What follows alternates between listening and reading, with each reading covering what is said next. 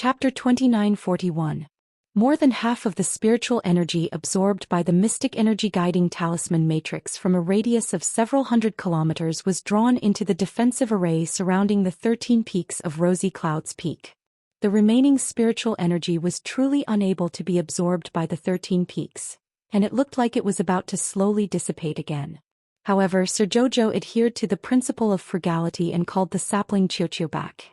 He had it absorb the remaining spiritual energy to replenish the spiritual energy consumed by the paradise. Yang Shirong excitedly strolled around the mountain peak. She held Arbor's small hand and repeatedly nodded as she said, "Jojo, you really have a good eye for choosing a location. Judging from the spiritual energy gathered around this place, it must be a naturally formed spirit domain." Arbor pursed his small lips. In reality, this spirit domain might not have had so much spiritual energy inside before. It was mainly due to the two mystic energy guiding talisman matrices and the defensive array surrounding it that all the spiritual energy was locked inside. An endless stream of spiritual energy was absorbed by the mystic energy guiding talisman matrix, and very little spiritual energy dissipated. As a result, the spiritual energy density of this entire mountain peak could be said to have reached its peak. Arbor released Jiang Qi, Yugui, and the other senior sisters from the paradise. Qin Qi, who was originally calmly drinking wine on the side, abruptly spat out a mouthful of wine. Fuck, he never knew that his second-generation sect master had so many people by her side. These people couldn't have all been stored inside her storage talisman, right? Yang Shirong already had some understanding of seniors Qin Qi and Lu Zheng in Paradise Planet. She walked up and cupped her hands in greeting. "Seniors, Yang Shirong from the Holy Water Sect greets you." When Qin Qi and Lu Zheng heard the little stoic sect master call her Aunt Master, they knew she was naturally close to them. Hence, they didn't put on airs and cupped their hands with a smile, greeting Yang Shirong. Sparks of curiosity still danced in Qin Qi's eyes. "The second-generation sect master stored all of you inside the storage talisman? Isn't it stuffy to be cooped up inside the storage talisman all day long?" Yang Shirong thought about it but still said, I'll let Jojo tell you personally." When Qin Qi and Lu Zheng heard this, they knew better than to ask any further. Arbor walked up to them and pointed at the senior sisters who were excitedly planning the mountain peaks and how to build them. He said to Yang Shirong, "Second Ant Master, the Holy Water Sect shouldn't lack any of the 3 peaks. Let's just establish 3 peaks, okay? However, if senior sisters wish to study together, they can also gather on another mountain peak." Yang Shirong naturally nodded in agreement. "The 4th peak over there will be named Learning Peak. If everyone wants to cultivate together, we can go there." Arbor nodded. "Let's call the 5th mountain the Sky Peak. It's time for our Maple Pavilion to return." Yang Shirong had already visited the Maple Pavilion on Paradise Planet. When she heard this, she looked at the child with emotion. The Maple Pavilion had a total of 7 floors, and there were many treasures inside. Jojo had owned the Maple Pavilion for so long, but he had not touched a single thing. This child's mind was too pure. Arbor had her own set of principles for handling matters. No one should think of coveting what belonged to her. She wouldn't take more than what didn't belong to her. Since the items inside the sect were passed down from the Holy Water Sect, they naturally belonged to everyone. Now that the Holy Water Sect had reopened its doors to accept disciples, the Maple Pavilion naturally had to return them to their rightful owners. Yang Shirong pushed back the pine bamboo jade bracelet on her wrist. "This key is still with you." Chapter 2942. "This is what your master left for you, so it's yours." Yang Shirong pats her little hand. "In the future, if a disciple performs well in the sect, we'll follow the rules and let her go to Maple Pavilion to choose spiritual techniques, spiritual weapons and so on." Arbor thinks for a moment and says, "There are quite a few profound-level mystic weapons inside. It's time to change them." She takes out a storage talisman and hands it to Yang Shirong. "Second Uncle Master, when are you going to tidy it up? This is half of the compensation given by the Mu family's first branch. I didn't look through the mess. What spirit stones, spiritual techniques, spiritual weapons and medicinal herbs. I reckon they're not of the best quality. Just make do with it for now." Yang Shirong twitches her mouth. She doesn't know if Jojo feels guilty when he says this. She feels that the Mu family's first branch must be bleeding from the bottom of their hearts when they handed over the compensation. Little junior sister, little junior sister. Fong Su, the little cannon, runs over excitedly and points to the back of the mountain. There are several rows of caves on the back of the mountain. The spiritual energy inside is extremely dense. Do you want to go take a look? These fellows ran one round all over the mountains and plains, and actually already found several good cultivation places. Seeing that they are in high spirits, Arbor nods and follows them. Sure enough, there are a series of small caves formed naturally on the back of the mountain. It's just big enough for one person to sit cross-legged and cultivate. Mo Lien exclaims and steps forward to look up. She can't help but mutter to herself, this place can actually form a natural cultivation place. It's really not bad. Look, there's a wind gap here. The wind comes from there and naturally turns a corner, bringing with it surging spiritual energy. As it blows for a long time, the spiritual energy keeps seeping in and actually formed many small caves. Chin Chi points in the direction of the back of the mountain. The passage they just passed by is relatively narrow, like a slender gourd. When they turn around, they immediately see an open space on the mountain. This cultivation place has the densest spiritual energy among the 6 peaks. It's really good to cultivate here. This is the first peak. Yang Shirong makes a decision. Then he led the group of disciples and named the 2 peaks to the left and right as the second peak and the third peak. Sky Peak and Learning Peak were neighbors. The last peak was named Divine Water Peak by everyone and was used as the main peak. Yang Shirong happily pulled all the disciples to planning to first plant a row of bamboo forest on the main peak. The little stoic opened her small mouth. She thought of the bamboo forest Lu Jing transplanted at the top of Red Cloud Peak, then looked at the bare land on Holy Water Peak. It was obvious that a row of bamboos had been planted here before Lu Jing rubbed his nose. Second Sect Master, do you want to plant a plum blossom outside the Xuanji Palace? That's fine too. The little stoic nodded and casually said, we'll return to the academy now. Elders, don't forget your mission. Hurry up and find the 101 first-generation disciples. Our Holy Water Sect has at least 200 people. The little stoic said expressionlessly, your Xuanji sect should at least give me 20 people. Was this a high requirement? It wasn't high at all right? Second Sect Master, don't worry. After we finish repairing the Xuanji Palace, we'll descend the mountain and immediately search everywhere. I believe that we'll definitely find many disciples in time. Chapter 2943. Arbor grunted and turned to look at Yang Shirong and the others. Second Martial Ant, if there's anything we can contact each other through the transmission talisman. Yang Shirong smiled and nodded. It will take some time for the sect's construction to be completed. Don't worry about us. You can go and do your own things. Little junior sister, take care. Little junior sister, if you're tired from studying in the academy, come back and play for a few days. Everyone gave instructions at once. Yang Shirong then said, after our sect is finished, I'll bring them to the great north-facing forest to gain experience. Arbor nodded. Gaining experience was definitely an essential part of cultivation. Many Xiuzhe who had grown up in large aristocratic families would suffer great losses in battle because they did not have enough experience. After giving Yang Shirong and the others a few more simple instructions, Arbor then went to the waterfall with Mo Lien to look for the 2 Swanee eggs that were happily swimming in the water. The little monk reached out to hold the corner of Qiao Mu's skirt as he jogged with her on his short legs. Benefactress, this young monk is unfamiliar with this place, so you mustn't abandon this young monk, okay? I didn't say I'd leave you behind. Arbor looked down at the little monk. But if you return to the academy with me, wouldn't that be too eye-catching? The little monk pursed his soft diamond-shaped lips. His little handsome face was full of seriousness.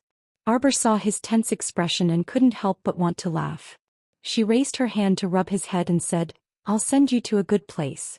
When you want to see me, you can come out and see me anytime. How's that? When the little monk heard the first half of her sentence, he couldn't help but want to cry. After hearing the entire sentence, he couldn't help but feel a little puzzled. Benefactress, don't go back on your words. Arbor waved her hand and had Little Tree bring the little monk into Paradise Planet first. Meanwhile, she and Mo Lien were standing above the waterfall, looking down at the 2 hickory eggs leaping about in the pool. Come up. Arbor roared. After tossing around for so long, they still didn't hatch. She was happy for nothing. Whoosh, whoosh. 2 rays of light, one black and one purple, flashed, and the 2 eggs quietly fell into Arbor's palm. Could it be due to the lack of saint energy? Arbor's eyes flickered as he looked at Emolien, who was standing beside him. Emolien nodded. That's very likely. Look at these 2 eggs. They have absorbed almost all of the scattered saint energy in the pool. It's obvious that they need the support of the saint power to break out of their shells. Arbor reached out and knocked on the 2 balls, then stroked them. Forget it. Let's not dwell on this for now. Above the 3 prefectures, even the deity domain was hard to find, let alone the saint domain, which was a treasure trove that could only be found by chance. Perhaps the place where Rotten Peach Blossom had stayed before was a holy region. However, every time the venerable immortal talked about this place, his face looked as if he had eaten a fly. He always liked to use a simple word to summarize it: boring. What kind of place was this to make him so resentful, to the point where he used the word boring to describe the saint domain? Arbor took back the Swanee eggs. Emolien called out Little Seven. The 2 of them rode on the golden dragon and quickly returned to the academy. When Arbor went to the cultivation hall to cancel her leave, it was already the 3rd day. Her 2 small eyebrows were knitted together as she thought about the 2 stingy instructors in the cultivation hall. Who knew how they would deduct her contribution points? Chapter 2944. At this time all the students in the various halls should be in class, so walking on the academy road was very quiet. After Emolien returned to the academy, no one knew what she was busy with. Arbor didn't follow up and ask, so she decided to go to the cultivation hall to cancel her leave. After all, 500 contribution points were deducted a day, so if she was late for a day she would lose 500 more. Even though she had 30,000 contribution points left, she couldn't afford to lose 500 points a day like this. When she arrived at the cultivation hall's gate, Arbor's gaze suddenly fell on a person sitting in the middle of the lawn. This person was sitting in front of the cultivation hall's gate, lazily leaning against the back of the chair. His legs were very unruly, as if he was waiting for her here. But Arbor was very clear that she didn't know this person. She was probably a little face-blind, but her memory had never been that bad. She would at least have some impression of people she had met before. This young man in front of her, who she had no impression of, was probably someone she had never met before. Arbor walked straight to the teacher's office area, but unexpectedly, that person stretched out a long leg and blocked her way. Arbor's eyes narrowed dangerously, her cold gaze was like a sharp arrow, suddenly shooting towards the man in the chair. Crown Princess, you've really made me wait for a long time. When Su Shihua saw this kind of gaze, he couldn't help but be slightly taken aback. Then he returned to his lazy and unbridled appearance when they first met. What's the matter? Crown Princess probably doesn't know a small person like me. Su Shihua stood up and looked at her with a smile that wasn't a smile. This person had a fair and handsome face and his appearance wasn't bad, but when he looked at people with his slender eyes, it clearly made people feel a little uncomfortable. This kind of sizing up gaze made it seem as if Arbor was a commodity in his eyes, which made Arbor unhappy. Indeed, I don't know you. Xiao Mu coldly interrupted the latter half of his words. If all the cats and dogs in the world were like you, introducing themselves to me every time they stopped me on the road, then wouldn't I be busy to death? Su Shihua didn't expect that the little girl wouldn't give him any face. There was a hint of anger in his eyes as he sneered and said, I'm a senior of the cultivation hall. I just came out of seclusion 2 days ago. I've heard some people in the academy talk about the Crown Princess and I feel that your skills should be pretty good. How about it? Are you interested in sparring with this Su? That's good. Let me have a taste of the Crown Princess's skills. Su Shihua looked at the woman in front of him gloomily. If they were to make a move later, he would definitely ruthlessly humiliate this little girl. The little girl was still young, but her figure looked really good. Su Shihua's gaze wandered around Arbor's body, and his eyes revealed a bit of calculation and malice. Who asked her to humiliate his sister Su Shitao in the despondent pavilion? After Tao returned home, not only was his eldest brother grounded, but she was also tormented and almost died from illness. Arbor naturally saw the sparks of hatred dancing in Su Shihua's eyes, but she was still a bit puzzled. After all, she had long forgotten about the matter of Princess Tao in the despondent pavilion. How could she connect the two together? Arbor's eyes swept over him coldly. You really want to fight with me? This disdainful tone completely infuriated Su Shihua. Just because I call you the crown princess, you really think you're high and mighty? Your status hasn't been decided yet. Chapter 2945. To tell the truth, Arbor didn't want to pay attention to this idiot. She came to find an instructor to cancel her leave, so she didn't have the time to bicker with this idiot. Arbor immediately circled around his stool with small steps, unwilling to even spare him a glance out of the corner of her eye. Su Shihua was thoroughly enraged. He abruptly kicked the stool next to him and darted to the side, blocking in front of Arbor again. Ever since he became famous, no one had dared to be so impudent in front of him. So what if she was the crown princess? In this world, strength reigned supreme. His teacher had once said that he, Su Shihua, was destined to be a dragon among men and would certainly ascend to mystique venerable rank within 300 years. Ever since he entered this academy, he had always been admired because he had already reached the peak of the 15th level of the spirit realm at the mere age of 21. He didn't know how many female shoujo were rushing in front of him. Moreover, Su Shihua was the kind of man with a glib tongue. He usually played like a fish in water among female cultivators, and the number of women who wanted to become his partner could line up from the Imperial Academy all the way to the great north-facing forest. He had always thought highly of himself, so he simply couldn't tolerate Arbor's attitude toward him. The status of female cultivators in the upper 3 provinces truly wasn't high. Due to innate restrictions, only 10 or 20% of female cultivators could perfectly pass the 5 spirits reincarnation trial and break through to the god realm. In the eyes of Su Shihua and many male cultivators, female cultivators should obediently submit to men. This was in accordance with the rules of the upper 3 provinces. A stoic face like the little stoic who could draw hatred wherever she went, immediately infuriated Su Shihua. He summoned a long saber with a blue watery glow from his conscience and slashed it in Arbor's direction without another word. Refusing a toast only to be forced to drink a forfeit. Su Shihua's eyes flashed with a cold glint. You're merely a future crown princess whose status hasn't been confirmed, yet you dare to be so impudent in front of senior. His Highness the Crown Prince truly doesn't know how to teach women. Su Shihua sneered. Since that was the case, then he would take His Highness the Crown Prince's place to properly teach this woman who didn't know the immensity of heaven and earth a lesson. He would teach her a principle. In the upper 3 continents, identity didn't mean everything. The saber landed on the ground in the courtyard, leaving a long white mark. Su Shihua shouted angrily. The moment his saber slashed through the air, he couldn't help but frown slightly. How did that last dodge it? It was strange that he couldn't see her movements. However, even if he was slightly faster, there was no way he could escape from him. He was a level 15 Great Spirit Master and possessed 8 levels of the Water Spirit. 4 ordinary people being able to comprehend 6 levels of the 5 spirit origins was already not bad. Of course, Su Shihua didn't know that what Arbor had comprehended was the source of holy water. It had long since surpassed the 9th level of spirit water. At this time, Su Shihua still had great confidence in himself. He raised the long saber in his hand and encircled the long saber with both hands, completely enveloping it. Immediately afterwards he leaped forward and arrived in front of Qiao Mu. His eyes flashed and the long saber slashed at the hem of her skirt. This despicable thing. Arbor glanced at him coldly and dodged his blade with extreme speed. You're courting death.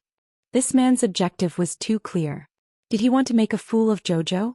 Did he want to seize the opportunity to rip apart her clothes and expose her to others? Haha. Naive guy, just let him suffer the consequences of his own actions. Chapter 2946. Qiao Mu's fury was completely enraged. Originally, she didn't want to cause so much trouble and just ignored this lowly man in front of her. Who knew that when she wanted to settle the matter peacefully, the other party would keep pushing her. She, Arbor, had never been a person who was afraid of trouble. She just found it troublesome. However, since the other party wanted to die so badly, then she would fulfill his wish. Su Shihua felt that the aura of the girl in front of him had completely changed in an instant. Previously she still had a lazy attitude. Now she was like a little hedgehog with countless spikes all over her body. Her pair of cold eyes contained a fierce light as she coldly stared at him without blinking. This gaze made his heart inexplicably skip a beat. At the same time, he felt that he was actually frightened by the little girl's gaze. It was really intolerable. Su Shihua was a little angry from embarrassment. He couldn't help but sneer. Arbor, today let me teach you the principles of being a person. Don't be too ruthless in everything. Women should be more obedient. Don't force yourself to do everything. Su Shihua's words were full of contempt for the woman. His attitude was arrogant, and he raised his chin slightly like a peacock with its tail open. She didn't know where he got the face to be so arrogant in front of her. Go die. Qiao Mu glared at him impatiently before throwing out two small round transparent balls with a flip of her hand. The commotion caused by Su Shihua's machete had already attracted the people who were in class in the cultivation hall. When Mentor Ma rushed out with a group of students, he just happened to see Miss Qiao throw the two small transparent balls in Su Shihua's direction. Su Shihua smiled contemptuously. Part of the spiritual armor formed on his arm and blocked in front of him, intending to wave away the two small balls that were flying straight at him. Just two spiritual energy balls and you want to show off in front of me? You're too naive, right? Su Shihua, get out of the way. Mentor Ma's eyes narrowed and couldn't help but roar. What spiritual energy balls? Those were obviously God power, right? These were two godly power balls, all right? Two. Oh my God, she was indeed the crown princess of the divine land. She could casually throw out two priceless divine power balls. No, now wasn't the time to think about this problem, but, everyone, get into formation. Open the defensive barrier. Defend, defend. The instructors shrieked. Everyone was in a state of panic as they activated their defensive spirit artifacts. Those who had spirit armor quickly formed a spirit armor to protect themselves.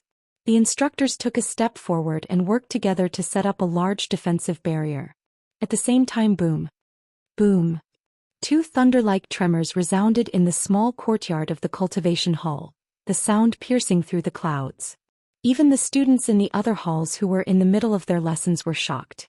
In the armament refining branch, a thin and tall youth who was standing beside Mo Lien and carefully crafting a defensive profound weapon could not help but tremble and almost put a material into the weapon cauldron by mistake. Fuck.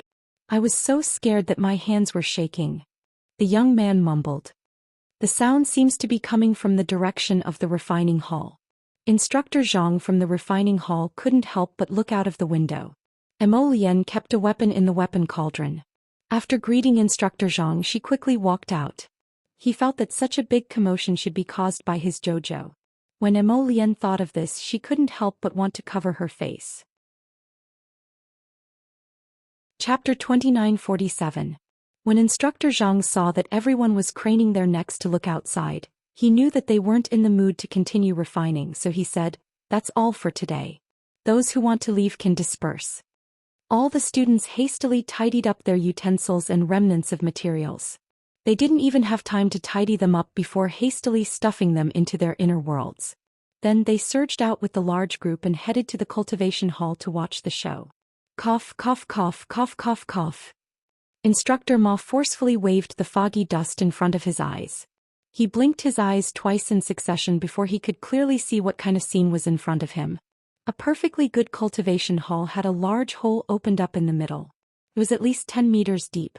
Su Shihua had probably fallen into the hole because no one could find him even after a long time. The little stoic expressionlessly stood next to the hole with her hands behind her back. She had the demeanor of a great master, causing people to involuntarily twitch their mouths. Although it looked like Su Shihua had been tricked quite miserably. But for some reason, everyone had an inexplicable urge to burst into laughter. No, they couldn't laugh. Su Shihua was already very miserable, so they absolutely couldn't laugh out loud. It was unknown which dear friend couldn't hold it in and choked on his saliva before bursting into laughter. When he saw Instructor Ma glaring fiercely at him, he hastily turned his back and pretended to cough. Student Arbor. Instructor Ma simply didn't know what to say. He stuttered for a long time but actually couldn't continue. Instructor Ma actually felt at a loss for words when faced with that expressionless stoic face. Simply outrageous. Instructor Ma squeezed out these 5 words after a long time. He pointed at Instructor Gao on the side. You say it. Instructor Gao's mouth twitched. He walked forward a few steps and cleared his throat. Student Qiao, what exactly is going on? Can you tell the teachers about it? everyone at the same time. Instructors, how big of a misunderstanding do you have about student Qiao to think that this little fellow is someone who's willing to waste time explaining things to them? Talk to the teachers? Talk my ass. Look at this little girl's expression, she's too lazy to talk. Arbor looked at them expressionlessly, then lowered his head to look at the hole that was more than 10 meters deep. When he felt a scorching aura rising from the bottom of the pit, he knew that Su Shihua had finally recovered and was about to come up. The little stoic was expressionless. She took out another 2 god power balls from her pocket and directly smashed them into that pit under the horrified gazes of all the mentors and students. Don't. Mentor Ma was so agitated that his voice cracked. However, as soon as he said that, the 2 godly power balls bounced out. Boom. Boom. Everyone was dumbfounded. The entire place was silent, except for the occasional person who swallowed hard.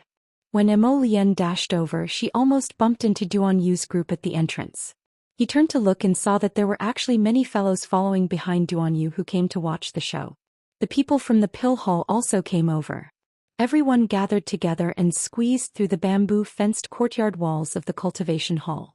As soon as they entered the room, they saw such a strange scene. The mentors and students of the cultivation hall looked like their acupoints had been hit as they stood there speechlessly, looking as comical as blocks of wood. Chapter 2948. What happened? Emolien held back her laughter as she slowly walked towards her Jojo. Looking at the situation in front of him, was it really his Jojo who caused trouble again? Arbor glanced at him and silently put the 2 god power balls that she was about to throw back into her pocket. A fly flew in front of me and nagged me. It's fine now. He was probably beaten half to death and must have been taught a great lesson. What kind of girl should listen to a man obediently? Hee. This strange man actually jumped out of his own accord and wanted to teach her how to be a person? Then he should learn how to be a person first. Arbor smirked sarcastically and went forward to hold Emolien's hand. Suddenly thinking of something, Arbor hurriedly turned her head to look at Instructor Ma and said, I'm here to cancel my leave. Mentor Ma was so angry that he didn't know where to vent. Before he could speak, he heard the little girl rebuke, the students of your academy are too outrageous. I'm here to cancel my leave and he actually waited for me to come. Here, there and here. He should pay for all the compensation. Arbor pointed at the floor tiles and the potted plants that were damaged during the fight. And the time I wasted, he should compensate me according to the price. What's his name again? Arbor finally remembered to ask for the person's name. Instructor Ma and the others didn't know what to say to her. They had seen the guilty party complaining first, but they had never seen such a vile act. This little girl smashed the person until he fell into a hole and couldn't climb out, and she still asked for compensation. The compensation isn't much, just 100,000 spirit coins. Qi Xianxian tugged at her sleeves and reminded her, Qiao, the academy's compensation is converted into contribution points. Arbor looked at Instructor Ma expressionlessly, then transfer 3,000 contribution points from that person's account to me. He got off easy. After that she couldn't help but ask again, what's his name? Mentor Ma and the others all felt that encountering this guy was simply bad luck since their ancestors. Hua. At this moment, a voice came from outside the courtyard. He saw a man in a royal blue robe with his black hair neatly combed up. He quickly walked through the door and arrived at the edge of the pit in a few steps. At this moment, Su Shihua was also relying on his own strength to crawl to the edge of the pit bit by bit. When he looked up, he saw his elder brother Mo Shikong, looking at him with concern. Su Shihua suddenly felt a stomach full of bitterness and grievances. All of it surged into his heart and he wished he could cry out loud. At this moment he no longer had that high-spirited appearance from before. He looked like a bald beggar. There was a bald patch on the top of his head and not even a blade of grass could grow on it. He also felt a burning pain on his face. He couldn't have been disfigured by that ruthless girl, right? At the thought that his face might be ruined by the other party, Su Shihua couldn't help but panic. He kept raising his hand to touch his face. Although he was a man and didn't need to pay too much attention to his appearance, it didn't mean that he could accept a disfigured face. Big brother. Su Shihua quickly grabbed Mo Shikong's hand tightly. Mo Shikong's gaze was also somewhat complicated. His gaze turned and landed on Prince Mo and Arbor. These two were still as elegant as ever. Even if they were just standing in the crowd with indifferent gazes, there was a sense of alienation and unapproachable. Chapter 2949. Greetings, Crown Prince, Crown Princess.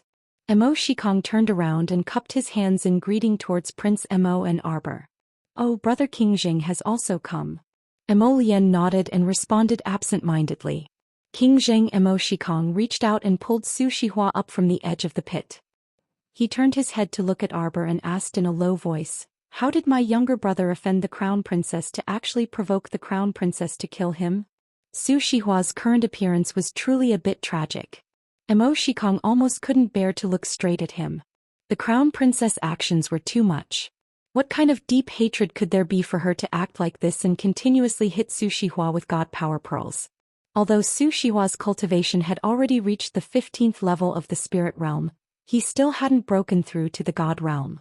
How could he withstand being hit by the God Power Pearls again and again? No wonder he looked so miserable now. Being hit by the God Power Pearls like this, even if he didn't die, a layer of his skin would be smashed off. Big brother. Avenge me, big brother. Su Shihua finally straightened his body with great difficulty and uttered broken syllables from his mouth. He stared in shock and anger as he said, She tricked big brother. She tricked. A trace of anger and resentment flashed through Su Shihua's eyes. He used all his strength to grab his big brother Mo Shikong's hand and stuttered. If this woman hadn't suddenly thrown so many God Power Pearls at him, how could he have been beaten to the point where he had no room to retaliate? It was simply a joke. In Su Shihua's opinion, Arbor, who used the aura concealing talisman, was merely a little third-level spirit master. If Su Shihua wanted to crush a little third-level spirit master like this, it would be a matter of minutes. However, things didn't go as he wished. The result was that he, Su Shihua, was beaten up and fell into the pit like a dead dog, unable to climb out. This matter made Su Shihua unable to raise his head. Especially in front of a few junior sisters who had rushed over after hearing the news, and who usually had great admiration for him, he simply did not know what to do. He was so angry that he was about to explode. His scarlet eyes stared at Arbor. Arbor. Pa. Before Su Shihua could figure out what was going on, he was slapped hard on the cheek. With a crisp pa sound, the corner of his mouth was slightly crooked and he staggered back a few steps. Only when Mo Shikong reached out to support him did he manage to stabilize himself. Big brother. Su Shihua raised his hand to cover half of his face that was in so much pain. He looked at his big brother with reddened eyes. Although he didn't say anything, the meaning in his eyes was very obvious. Others have already bullied your younger brother like this, don't you have anything to say? Mo Shikong's face was also very ugly at this time. He turned his head and looked at Prince Mo, who had personally slapped his younger brother Su Shihua across the air. Your Highness, my younger brother is young and insensible. He has made a fool of himself. When I go back, I will definitely teach him well. Brother Jing really doesn't know how to teach sister-in-law. Ever since seeing Mo Shikong's appearance and the interaction between him and Su Shihua, Arbor finally understood who this man in front of her was. She finally understood why this strange man would suddenly make a move on her. It turned out that this Su Shihua was the elder brother of Princess Tao, who she had previously taught a lesson in the Despondent Pavilion. Indeed, like sister, like brother. Both of them were unreasonable people. Mo Shikong tightly pursed his lips and suppressed the anger in his belly. Chapter 2950. When he noticed the faint mockery on Qiao Mu's face, the anger in his heart shot up in a flash. He almost couldn't suppress it. Crown Princess, you have already used so many divine power balls to teach my brother a lesson. What more do you want? Mo Shikong's tone was very cold, as if he had been fished out from the depths of cold water. Although he didn't say anything, his opinion of this young Crown Prince consort had plummeted to the freezing point. He always felt that this girl should be a shrew. If she entered the Mo family, she would definitely cause the entire royal family to have no peaceful days. Mo Lian's face also darkened, and her gaze towards Qingjing became extremely cold. Brother Qingjing, you don't understand the situation, and directly yelled at the Crown Princess. Do you think that all the responsibility lies on the Crown Princess? Was it not? Mo Shikong looked at Mo Lian with an ugly expression. He tightly clenched his fist and desperately suppressed his anger. But a wave of evil fire still burned from the bottom of his heart, and he couldn't control it. It was too infuriating. Your Highness, to be honest, if the Crown Princess hadn't used so many divine power balls in succession, how could Hua have been beaten so badly? In terms of strength, the Crown Princess won't even be able to touch a strand of Hua's hair. Was it not? Mo Shikong coldly looked at Prince Mo's icy expression. He slowly lowered his eyes and said indifferently, Your Highness should know very well whether what I said is the truth or not. You don't agree? Mo Lien turned her head and coldly looked at Su Shihua, who shrunk his neck and stood behind his elder brother Mo Shikong, and asked very forcefully. Su Shihua was pricked by the cold air released by the Crown Prince for no reason. He couldn't help but tremble for a while, but he forced himself to nod repeatedly. Of course I don't agree. His thoughts were basically the same as his elder brother Mo Shikong. If Arbor hadn't cheated by using so many divine power balls, wouldn't it have been a matter of minutes for him to crush the little girl in front of him with his cultivation as a level 15 great spiritual master? Arbor smirked and looked at him casually. If you're not convinced, let's continue. Didn't you say you wanted to teach this Crown Princess a lesson? Come. Arbor waved his small hand at Su Shihua. He looked like he was calling for a cat or a dog to come forward. The trace of mockery in his eyes was almost clearly discernible. There was actually someone who was rushing to be beaten up? Mo Lien also expressed that she didn't understand. She smiled and squeezed the little fellow's little hand. She slowly walked back a few steps, leaving an open space beside the deep pit for the two to fight. Hurry up. Qiao Mu grumpily hollered at Su Shihua. Can't you generate spiritual armor? I'll also create a spiritual armor for you to see. Heh. Su Shihua was unexpectedly amused by the little fellow. You're just a little level 3 spiritual master. What kind of spiritual armor can you generate? The spiritual armor generated by normal people was a partial defense, such as the arms, chest, head, and so on. Su Shihua, for example, was able to generate spiritual armor on both arms. He thought that he was already pretty good. After all, some people could only generate spiritual armor for one arm. If he wanted to expand the range of the spirit armor, it would take a lot of effort to expand every part of the armor. Arbor looked coldly at Su Shihua, who had generated spiritual armor on both arms. Her small mouth inadvertently curled into a lazy arc. You're a frog in a well. Arrogant fool. Chapter 2951. Today he would let this idiot know that there was always someone better than him out there. In the future he wouldn't easily offend some people that he couldn't handle. Arbor sneered. In an instant, a faint transparent layer of spiritual armor covered her red battle clothes like a second layer of skin and quickly spread up. It spread from her limbs to her chest and back, then wrapped around her slender neck. It climbed all the way up until it completely covered her head. From head to toe, a full-body spiritual armor was formed in an instant. The light and thin full-body spirit armor clung to his clothes, almost as if it didn't exist. However, anyone with eyes could see that this was a peerless full-body spiritual armor. Everyone simultaneously sucked in a breath of cold air and stared fixedly at Qiao Mu as if they were looking at a little monster. This little girl could actually form a full-body spiritual armor? Weren't spirit masters below level 5 unable to form spiritual armor on their own? Why was it that when it came to this little girl, it was as if the laws of heaven and earth didn't exist? Qi Xianxian jumped up excitedly and waved her little fist in the air. Jojo is mighty, Jojo will win. Duanmu Qing and the others standing beside her wanted nothing more than to go up and cover Xuanxuan's mouth. This guy who lacked a backbone, with this roar, everyone's attention was attracted to them. Full-body spiritual armor? Su Shihua looked at Arbor in front of him in shock. He simply didn't know how to describe his feelings at this moment. The little girl actually formed a full-body spiritual armor with a wave of her hand and covered her from head to toe? Before he could react, the little girl in front of him lightly tapped her foot and rushed towards him like a speeding cannonball. That speed could almost be described as light. She was as fast as a streak of cold light and arrived in front of Su Shihua with a whoosh. Su Shihua only had time to cross his arms in front of him and block her sudden punch. Bang! The little girl's fist landed on his crossed arms, and a crack instantly appeared on the spirit armor covering his arms with a crisp crack sound. Everyone was dumbfounded. Was this the speed and strength of a level 3 spirit master? It didn't look like it at all. Is Su Shihua a rank 15 Great Spirit Master? That's right. Not only is he a level 15 Great Spirit Master, but he also has an 8th level Water Spirit.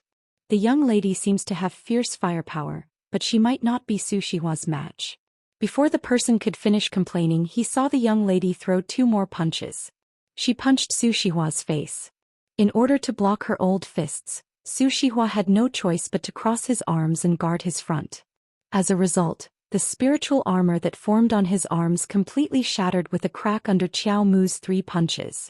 The onlookers standing in the front row could hardly believe their eyes. What? A level 3 Little Soul Master was able to shatter the defensive spiritual armor of a level 15 Great Soul Master? This was simply a joke.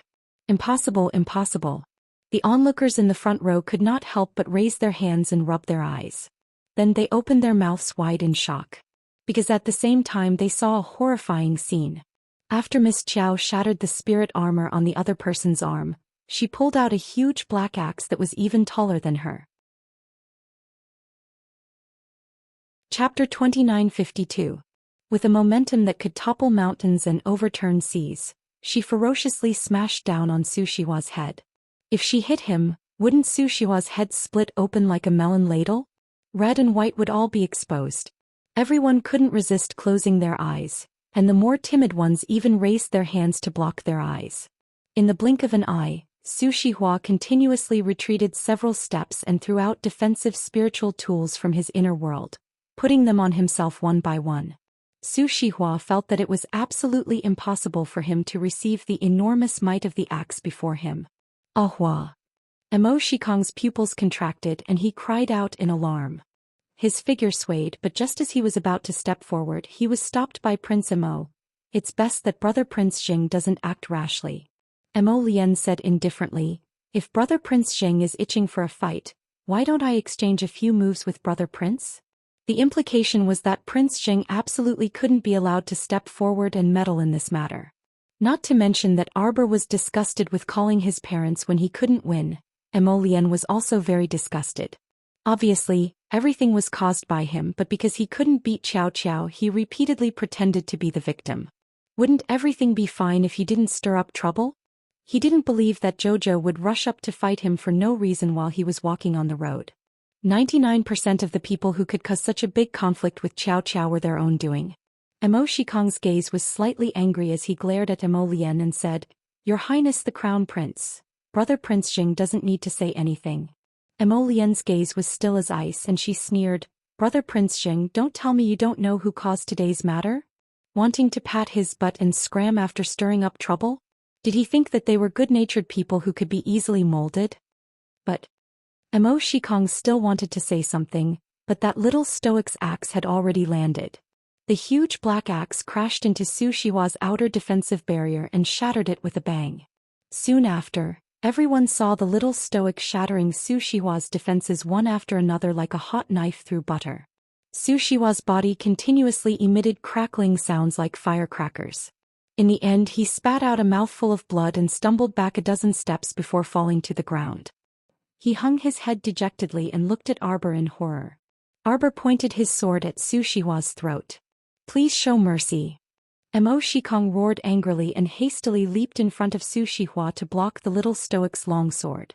With a swipe of his right hand, Emo Shikong took out a golden token from his inner world and waved it slightly in front of the little stoic.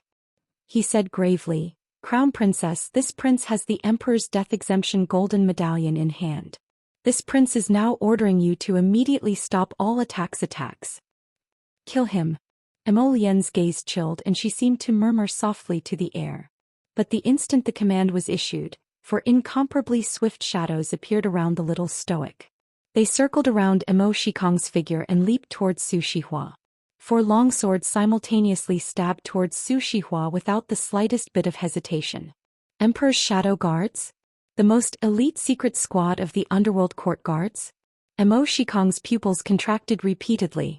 At this critical juncture he obtained strength from who knows where, but his entire body abruptly burst forth with an intense divine power, blocking the 4 people's attacks one after another. Chapter 2953. Emo Lien's eyes darkened as she looked at Emo Shikong. With a wave of her hand, the 4 ghostly shadows quickly disappeared. The crowd could not help but rub their eyes.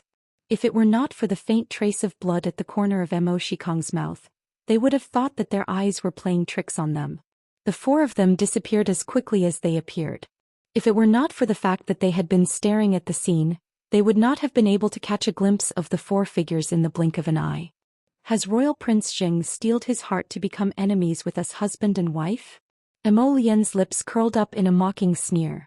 Mo Shikong's cold face was filled with anger. He could not help but cough up a small mouthful of blood. Su Shihua's eyes flashed. He scrambled to his brother's back and exclaimed, "Big brother!" Damn it. Even his brother was not a match for the 4 shadow guards.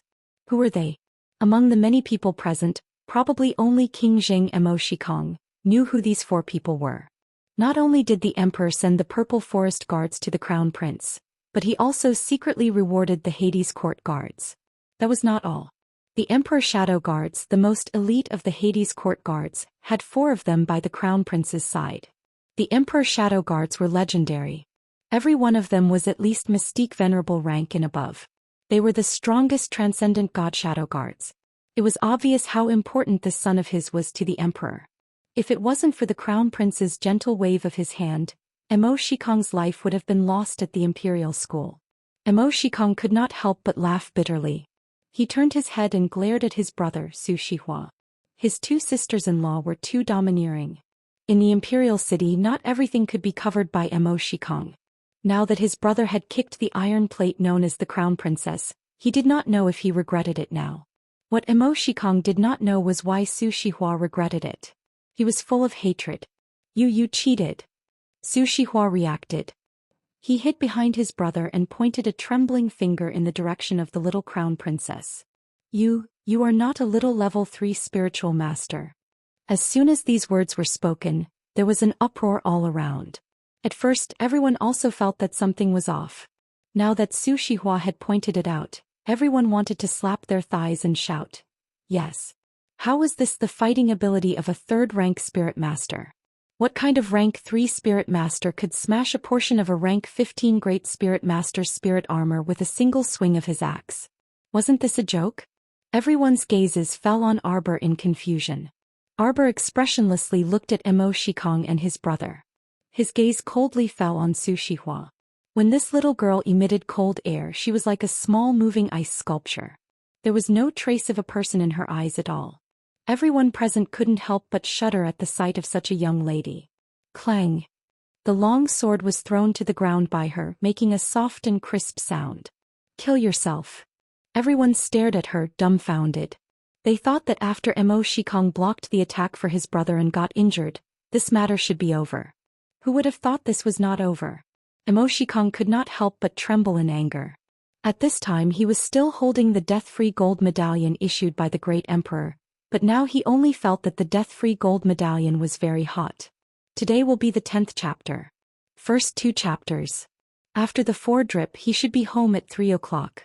Calculating the time, it should be around 12 o'clock in the evening. Continue with the 8th chapter. Long wait, Mr. Author, are you feeling better?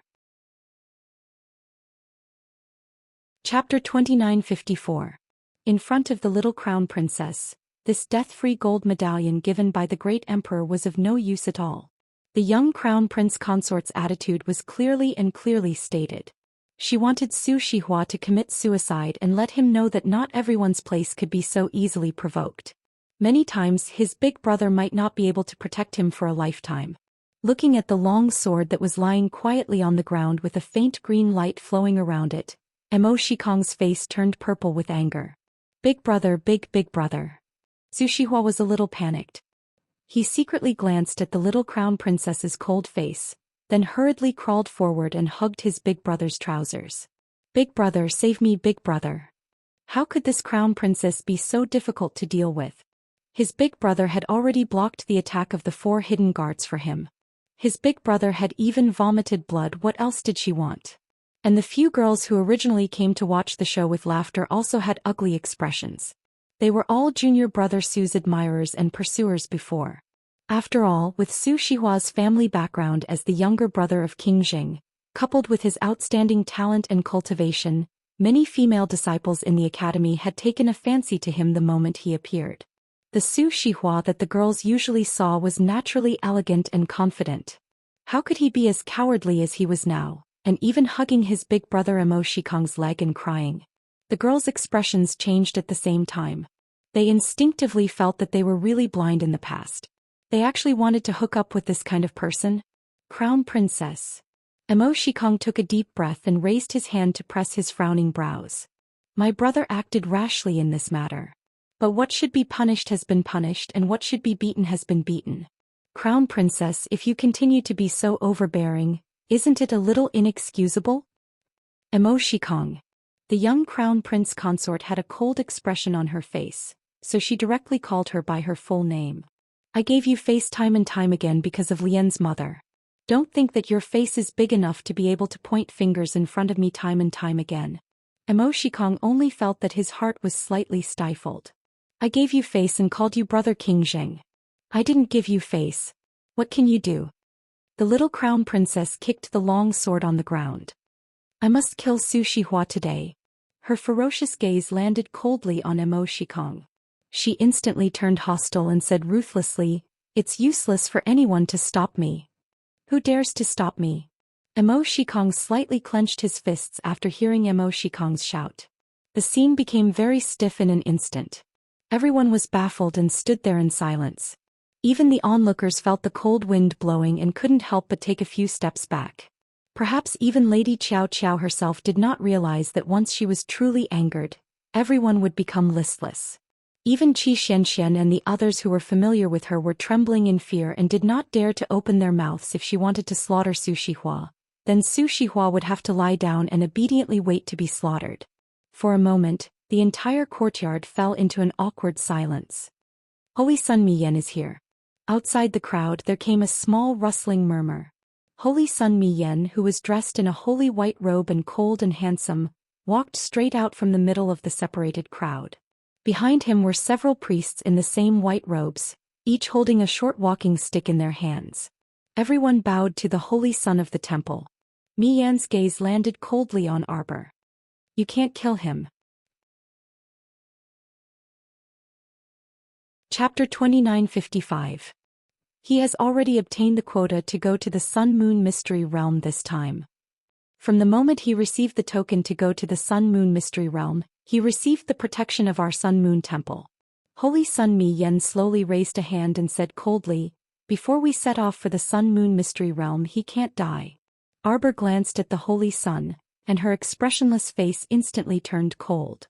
Holy Sun Mi Yen found that the little girl in front of him, whose eyes were as calm as a dry well, were like two ice beads in a cold pool, slipping into a black abyss little by little. Heartless, indifferent, pitch-black and harsh. There was almost no light in her eyes. In her previous life, any random cat or dog who was unhappy with her and wanted to step on her a few times, could find trouble with her without a word. When she fought back, there would always be someone who appeared in front of those weak people with the face of a righteous messenger, looking at her with accusatory eyes, accusing her of being vicious and cruel. Was it her fault? Was it all her fault? She deserved to be suppressed, deserved to be found trouble with. She fought back and beat the other party like a dog. Was it her fault? When she was the weak party, which of these strong people's relatives and friends would sympathize with her and help her? Haha, it was simply ridiculous. Jojo, what are you thinking? Emo Lien immediately realized that his little wife's state was not right. He hurriedly went forward and pulled her back to his side, patting her back to comfort her. Don't let your imagination run wild, Jojo. Leave this matter to me, okay? He lifted her little chin with one hand, making her silent eyes meet his. Her body was warm as if the ice and snow around her had melted a lot. Arbor came back to her senses and looked up at Emo Lien. Emo Lien looked at her clear eyes, which were as clear as water. His slender figure was faintly rippling. His heart slightly relaxed and he calmly called out, Little Seven. Roar. After a fierce dragon roar. Everyone felt a golden light suddenly appear in front of their eyes, which was exceptionally dazzling. After adapting to the glaring golden light with great difficulty, he slowly opened his eyes. A coiled golden dragon gently swept its tail and rolled up Su Shihua, who was hiding behind Emo Shikong, and threw him out. Su Shihua was flung to the opposite fence by a terrifying force of inertia, and a part of the fence collapsed with a loud crack. He collapsed to the ground in a daze and spat out a mouthful of blood. He looked at Mo Lien and Xiao Mu across from him with an increasingly horrified expression. Were these two monsters? He had already admitted defeat, so why did they still want to kill him? To put it bluntly, there wasn't any deep enmity between them. It was just him who was blind and came to find trouble with the little stoic. Now that he had been beaten to the point of vomiting blood and had been taught a lesson to the point where he had lost all face, why was he still unwilling to let him go?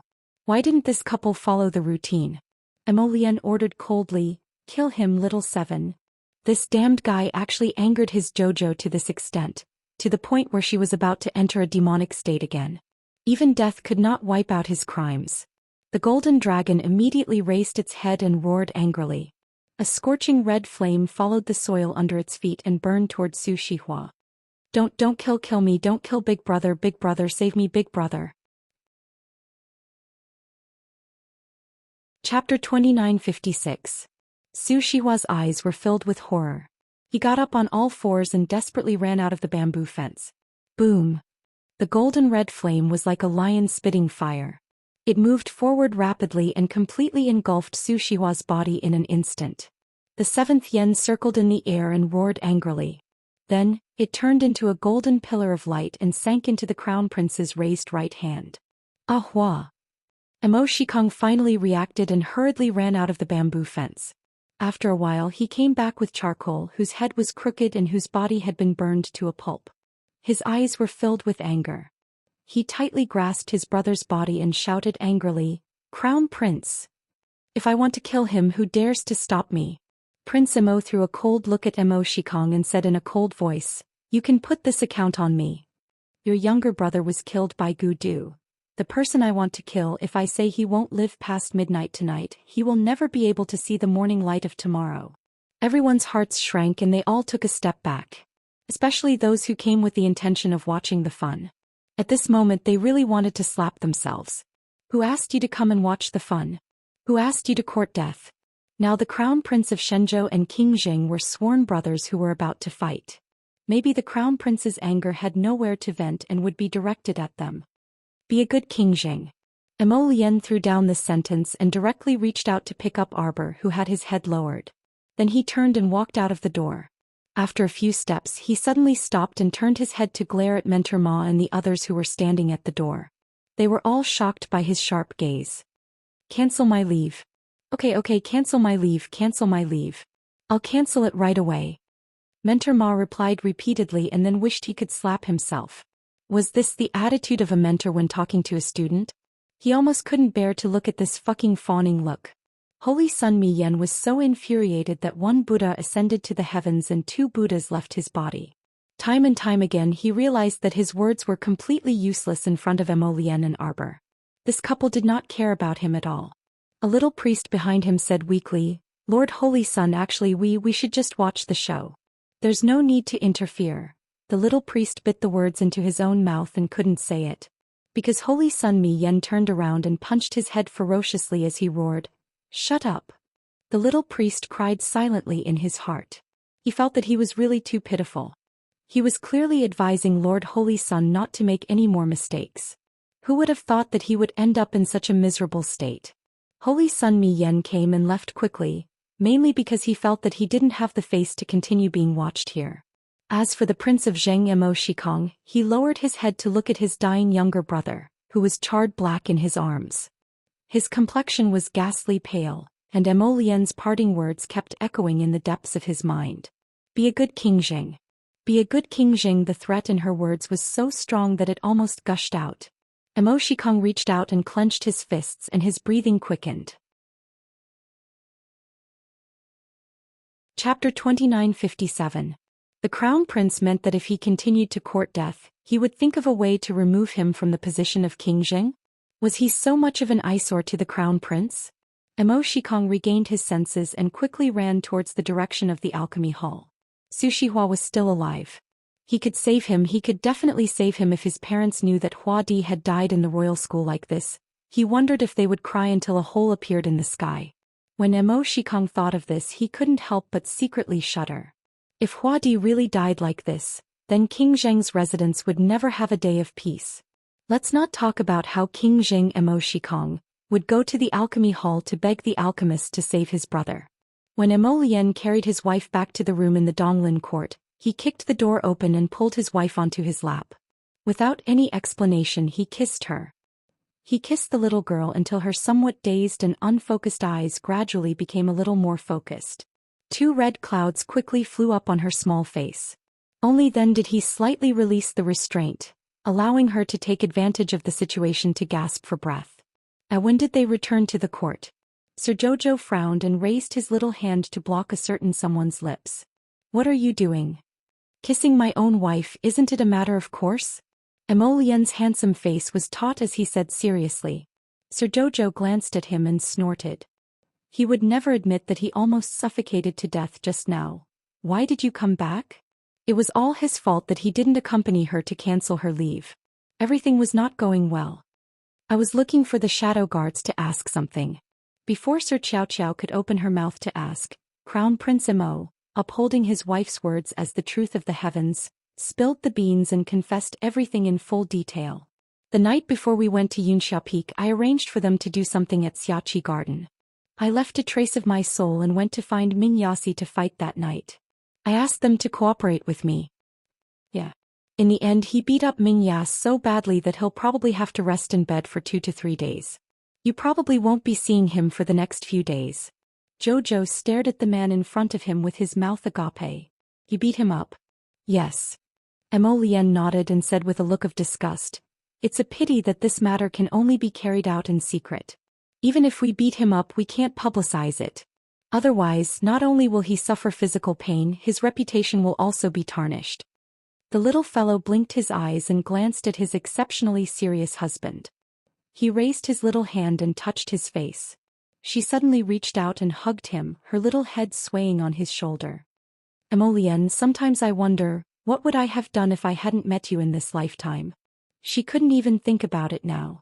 Just thinking about it made her heart ache. It felt like they had missed each other like this in their previous lives. Mo Lien was stunned. He hugged her tightly in his arms and slid his palm gently on her back. Even if it's 10,000 miles away, even if it's the 9 heavens, even if it's the Yellow Springs, it's still impossible to separate us. How is it possible that we haven't met? It's impossible. He hugged her soft body tightly and whispered in her ear. Impossible, Jojo murmured softly. She rested her head on his shoulder and remained silent for a long time. Jojo, can you promise me something? Mo Lien suddenly reached out and held her little face. He looked at her with a serious expression, his eyes shining brightly. Chapter 2958. In the future, when you feel that the night is coming and you can't see any stars, just look at me, okay? Arbor wanted to laugh, but looking at his serious expression, she couldn't laugh at all. Even when I'm not by your side, you can look at the star I gave you. He carelessly touched the bottom of her neck and took out the little star from her collar, letting her hold it in her hand. Jojo. He sighed softly and rested his forehead on her sweaty little head. I don't know what kind of suffering and torture you've experienced in the past. Maybe I'm powerless to change it. But I want you to remember one thing. In the future, no matter how dark the night is or how long the road is, you'll have me by your side. No matter what you want to do, just do it. He raised his hand and touched her little face. I'll support you with all my strength. Arbor pursed her little lips, tilted her little head and burrowed into his embrace. Mo Lien, let's have a little Mo Lien. I think he'll be like you in the future. He'll be cute when he's young, sensible when he's older, and know how to dote on his mother. That's me. I think that's pretty good too. When the time comes, there'll be another person to dote on me. Sir Jojo thought so, but he didn't continue. After all, he was a jealous lotus. It was possible that he would even be jealous of his son. Prince Mo's hand, which was holding his little wife, instantly froze. He looked down. He saw his little beauty's little face under the flickering candlelight, swaying as if she wanted to say something. It was so captivating. It caused his originally pure mind to explode with a loud bang. It transformed into a colorful, enchanting and gentle scenery. This was intolerable. He originally thought that since his little wife was still young, he would grit his teeth and endure it. When little Gwizzy grew up, he would swallow her in one gulp. He didn't expect his wife to ask for it herself. If he could still endure it, he wouldn't be human. Wife, whatever you say is right. Prince Mo carried his wife up and quickly moved to the side of the bed. Do you want to have a drink first? Arbor had the urge to laugh. Why did she feel that her husband was so nervous that even his hands and feet were a little choppy? Do you want a drink to boost your courage? Emolien, how could he say that? He looked at his wife pitifully. After a while he said, I'm not scared. Let's blow out the light. Emolien's and the lights on the other end. Bang, bang, bang. A series of knocks sounded from outside. Crown Prince Mo cursed inwardly. Just as her fingers were about to button up her coat, she heard the pounding on the door become louder and louder. Bang bang bang bang. Bang bang bang bang bang bang bang bang. Arbor silently lowered her little head. Prince Mo glanced at his little wife and said speechlessly, Baby, don't think that I can't see you snickering just because you're lowering your head. Arbor looked up. The smile on her face had already widened. This caused Crown Prince Mo's hand, which was holding the buttons of his outer robe, to pause slightly. Jojo. The Crown Prince was in a good mood now. He suddenly felt that the guy outside who was pounding on the door wasn't so annoying anymore. He moved to her side, took her little hand with a smile and kissed it hard. Chapter 2959. Nothing could compare to his Jojo's smile, which made people feel comfortable. Crown Prince Mo beamed as he gazed at his wifey. He leaned close to her and whispered, How regretful, wifey. Looking at the time, we won't be able to make little Emolien today. The audacious Lord Chow Chow was actually blushing because of a few words from him. She suddenly felt that she should tease him back a little. But before she could do anything, bang! The people outside kicked the door open and rushed in one after another. Jojo, are you all right? Jojo. Qi Xianxian and the rest froze at the door. Looking at Crown Prince Mo and Sir Chow Chow, who were sitting in a row on the edge of the bed, their large hands clasped together as they gazed at each other, they felt like they had ruined someone else's happy occasion by foolishly barging in. Xiao Mu suppressed the smile on her lips and did her best to maintain an expressionless stoic face. What could happen to me? We've lost face in the academy. Little Fatty exclaimed. We were thinking if we lost you as well. When the little fatty met Crown Prince Mo's gaze, he suddenly couldn't continue speaking. Cough cough. Actually, they were worried about Jojo. Jojo didn't look well just now and they were all worried to death. Now that they saw that the little girl's face was expressionless, but she was obviously much more energetic than before, they were relieved. Prince Mo was indeed worthy of his name. Luckily he was here and managed to coax Miss Chow back. Duanmu Qing looked at the two of them deeply and smiled. Since Jojo is fine, let's gather at the plaza. Plaza? Something happened in the academy. Qi Xianxian wanted to walk up and hold Jojo's small arm, but seeing Prince Mo standing beside Jojo, she didn't dare to walk over. Sir Jojo jumped off the bed and held Emolien's hand as they walked towards the door. What happened? The academy is embarrassed. Embarrassed? That poor Qin Xiu is missing. His Highness Ming Bao from Ming Province is also missing. Everyone talked as they walked towards the plaza. When they arrived, they realized that the plaza was already surrounded by a large group of people. When Principal Yun and a group of teachers arrived, everyone silently shut their mouths and looked up at Principal Yun and his group walking up the stairs. The principal frowned deeply and looked at the students.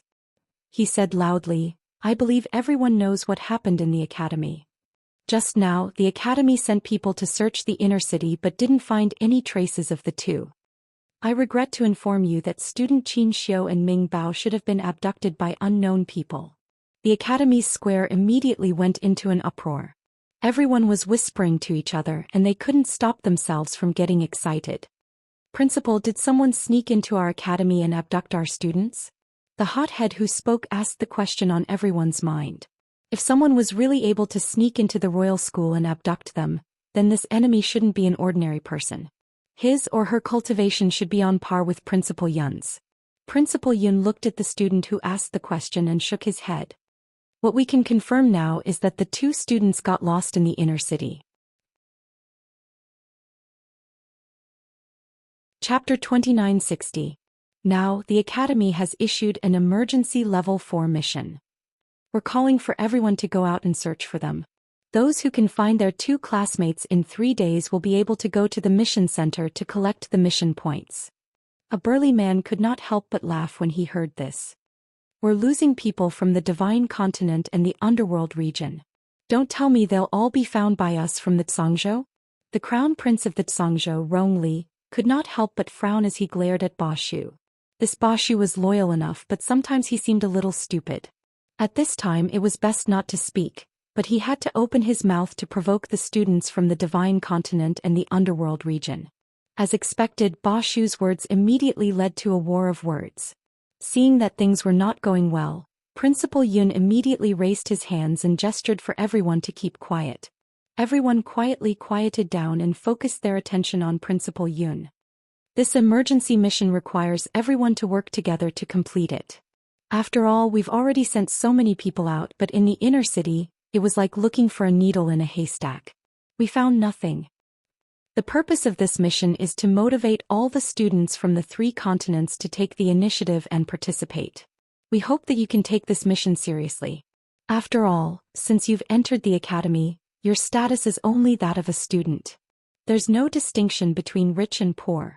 Today you may be able to ignore your classmates going missing or even losing their lives, but you don't know when this kind of tragedy will befall you. If you extend a helping hand to others today, you'll receive help from others in the future. I hope you understand. Yes. The group of students shouted in unison. Even if they were not going for the mission points, they could not let others step on the heads of the royal school students and behave atrociously. Qin cultivator student went to the inner city to buy zither strings. Ming Bao seemed to be going to the inner city to buy something too. Both of them went missing on the same day. Could they have been kidnapped by the same person? The students started to discuss enthusiastically as they discussed forming teams to search for the 2 students in the inner city. Qi Xianxian glanced at Arbor. Jojo, are we going? She knew that Jojo had never been on good terms with the Qin family. As for that Ming Bao, he did not have much contact with him either. However, since they had the same surname as Dark Yas, they were most likely from the same family. Arbor considered for a moment, then nodded and said, since it's a mission from the Academy, then we'll take it and walk around the inner city. They were just doing their best. After all, the inner city was so big. One more patrol team wouldn't make much of a difference. Even if she didn't get along with the people from the Qin estate, there was nothing wrong with the Academy assigning her a mission. Moreover, she had briefly interacted with that 5th young Master Qin in the medical field, so she knew that this person was very fussy and didn't want to have too much personal contact with him. However, this was only a mission. Since all the students had accepted the challenge, their Seekong Planet battle team wouldn't do that special treatment and would just accept the challenge. As for whether or not he could find it, that was another matter altogether. Qi Xianxian, on the other hand, was quite happy. She had accepted a mission and was going to take a stroll around the inner city. Who knows, maybe they would be lucky enough to meet these 2 students and complete a level 4 mission. How great would that be? Chapter 2961. How could Arbor know that the little lass was harboring this kind of hoping to get lucky mentality? After accepting the mission, they followed the large group of students and walked out of the academy. It was already dusk and the oncoming wind was neither too fast nor too slow. Although it was a bit chilly, it wasn't bone-piercing cold. After all, they were about to enter April and the season of blooming flowers was about to arrive. Arbor walked next to Emolien and felt the warmth in his palm as he held her hand. Emolien's physique was of the fire attribute, and she herself possessed a sacred fire. His hand was dry and warm all year round, so she especially liked it. Unlike her, her legs were always a bit cold, and when she was nervous, her palms would turn cold and damp, making her feel uncomfortable. Emolien reached out to pinch the little fellow's soft little face. Chow chow. How about we split into 3 teams to search the city since there are about 10 of us? Right, 3 to 4 people in a team. We have to move faster and we should be able to search the inner city before nightfall. Qi Xianxian quickly nodded and said. Arbor glanced at the little lass and silently twitched his mouth. Xianxian shouldn't be having some strange thoughts such as, perhaps our team can complete this level 4 mission, or in terms of luck I only believe in my Jojo, and so on. The little stoic opened her mouth. Xianxian, we're just out for a routine stroll. She didn't need to be so proactive. In any case, there were plenty of proactive people. There were at least several hundred people who wanted to save fifth young Master Qin from this abyss of suffering, one after the other. After all, the benefits of being on good terms with the Qin estate were innumerable. Qi Xianxian quickly said, "Jojo, don't doubt luck. I keep feeling that we'll run into each other." "Where did you get this absurd confidence from?" Arbor cast her a speechless glance, then didn't bother to continue speaking. Qi Xianxian arranged for the teams to be split into 3 teams, purposely leaving Prince Mo and Arbor in one team. After receiving Crown Prince Mo's admiring gaze, she laughed heartily and ran off with her teammates. Arbor couldn't help but shake his head in amusement. He turned to Mo Lian and said, "Let's find a tea house and sit down." Whether or not he could find the zither cultivator and the underworld leopard was not that important to Arbor. In any case, if they were still in the inner city, they would definitely not be able to leave for the time being.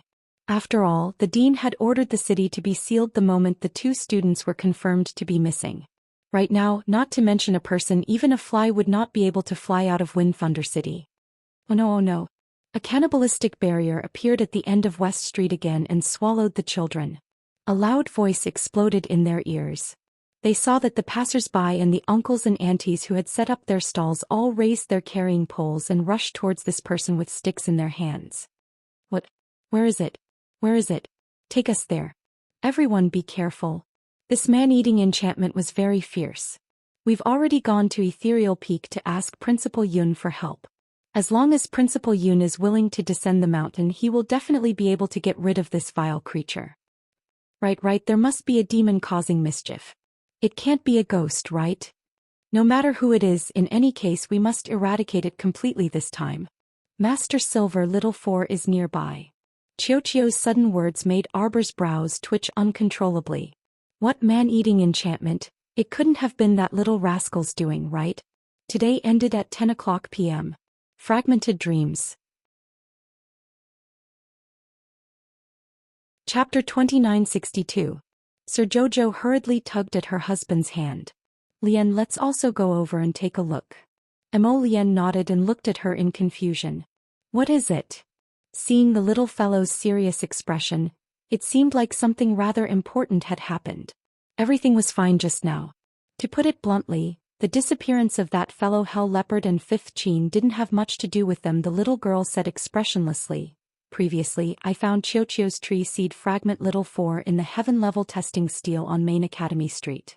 Arbor took a deep breath. It ran away. Later, because there were too many things to do, she didn't remember to go look for this little fellow. She didn't expect it to stir up trouble in the inner city. It really deserved a beating. Emolian couldn't help but laugh. The cannibalistic inner world that those city residents were talking about just now? Could be its doing. The little girl nodded her little head resentfully. This little fellow was seriously too mischievous. The two hurried in the direction of West Main Street as they spoke. There were already quite a few people standing there. Older brothers and uncles carrying hoes followed the crowd as they searched for the missing child. But how could a few dozen trifling ordinary people detect something like a barrier? When Arbor arrived at West Main Street, she also sensed a trace of familiar energy fluctuation. Knowing that it was the fragment Little 4 playing tricks, she hurriedly tugged at Emolien's hand and pulled him into a detour into an alley. At this time, West Main Street had already attracted a large number of people. Many Royal Academy students also hurried over when they heard that something had happened here. Arbor didn't want to attract attention. This Little 4 was so mischievous, so she had to take this little fellow away before anyone discovered it. The two entered the back alley and didn't sense anything special at first. But after walking for a short while, they both stopped and looked at each other. Although the surroundings don't seem to have changed, it's very obvious that we've already unknowingly walked into a barrier, Emolian said with a smile. Can't Chio sense the movement trajectory of fragments? Summon it out and lead the way. Xiaomu nodded and summoned Chio. As soon as the little tray ant came out, it somersaulted twice and climbed onto Xiaomu's shoulder before plopping down on its butt. It panted as it said, "Master, this matter is a bit difficult to handle." "What is it?" "This fourth child must have developed some intelligence and has its own thoughts." The little tray ant drooped its black bean-like eyes in distress. It stretched out a branch and scratched its head in distress.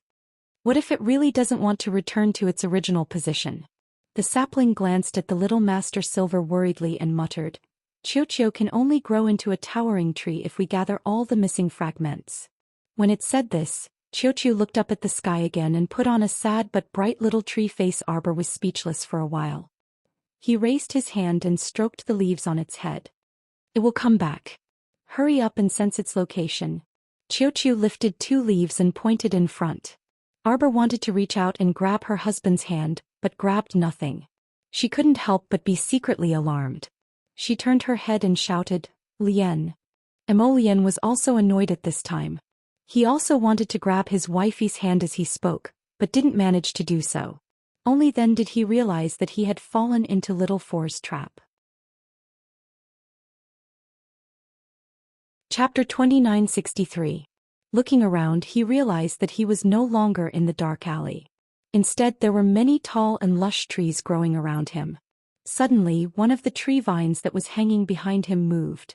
It moved very quickly like a dancing black snake. With 2 whooshing sounds, it wrapped itself around Emolien's arm. Emolien raised the Raven Moon sword in her hand. She hesitated for a moment before slashing down. Within the tree shadow enchantment that Little Four had set up, if she destroyed it recklessly, it would definitely cause harm to Little Four. This tree seed fragment was a part of Little Ball. It would be bad if it was damaged, but if it wasn't, she wouldn't be able to leave for the time being. Emolien felt a headache coming on. Looking at the tree vines that were wantonly attacking her, she leapt and dodged. "Lien." Sir Jojo quickly ran a few feet forward. His little face instantly darkened. "Little Four, come out." "Master, don't worry about the Great Crown Prince. He will be fine." The Great Crown Prince's martial prowess was no joke. If Little Four insisted on seeking death, Little Ball secretly ridiculed in its heart. It could only light a candle for him. When spring came next year, it would burn some paper at his grave. "Master, it's not far ahead. Chase." With Little Ball's howl, Arbor inexplicably increased its speed and rushed towards the direction it was pointing at. From afar, they could only see a towering tree standing in front of them. Under the tree, there was a large hollowed-out lounge chair with golden flowers. On it lay a fat baby wearing a big red tutu. 17 or 18 children, ranging in age from 5 to 8 years old, were eagerly surrounding the chubby baby, serving him tea and water as they called out, "Your Majesty." "Great King, have a banana." "Great King, drink some water. Don't choke." "Great King, are you hot? Do you want me to give you a fan or something?" As Arbor approached, he heard these children flattering the Great King. The corners of his mouth couldn't help but twitch. What was going on? She subconsciously glanced at the expressionless Chiu-Chiu from the corner of her eye.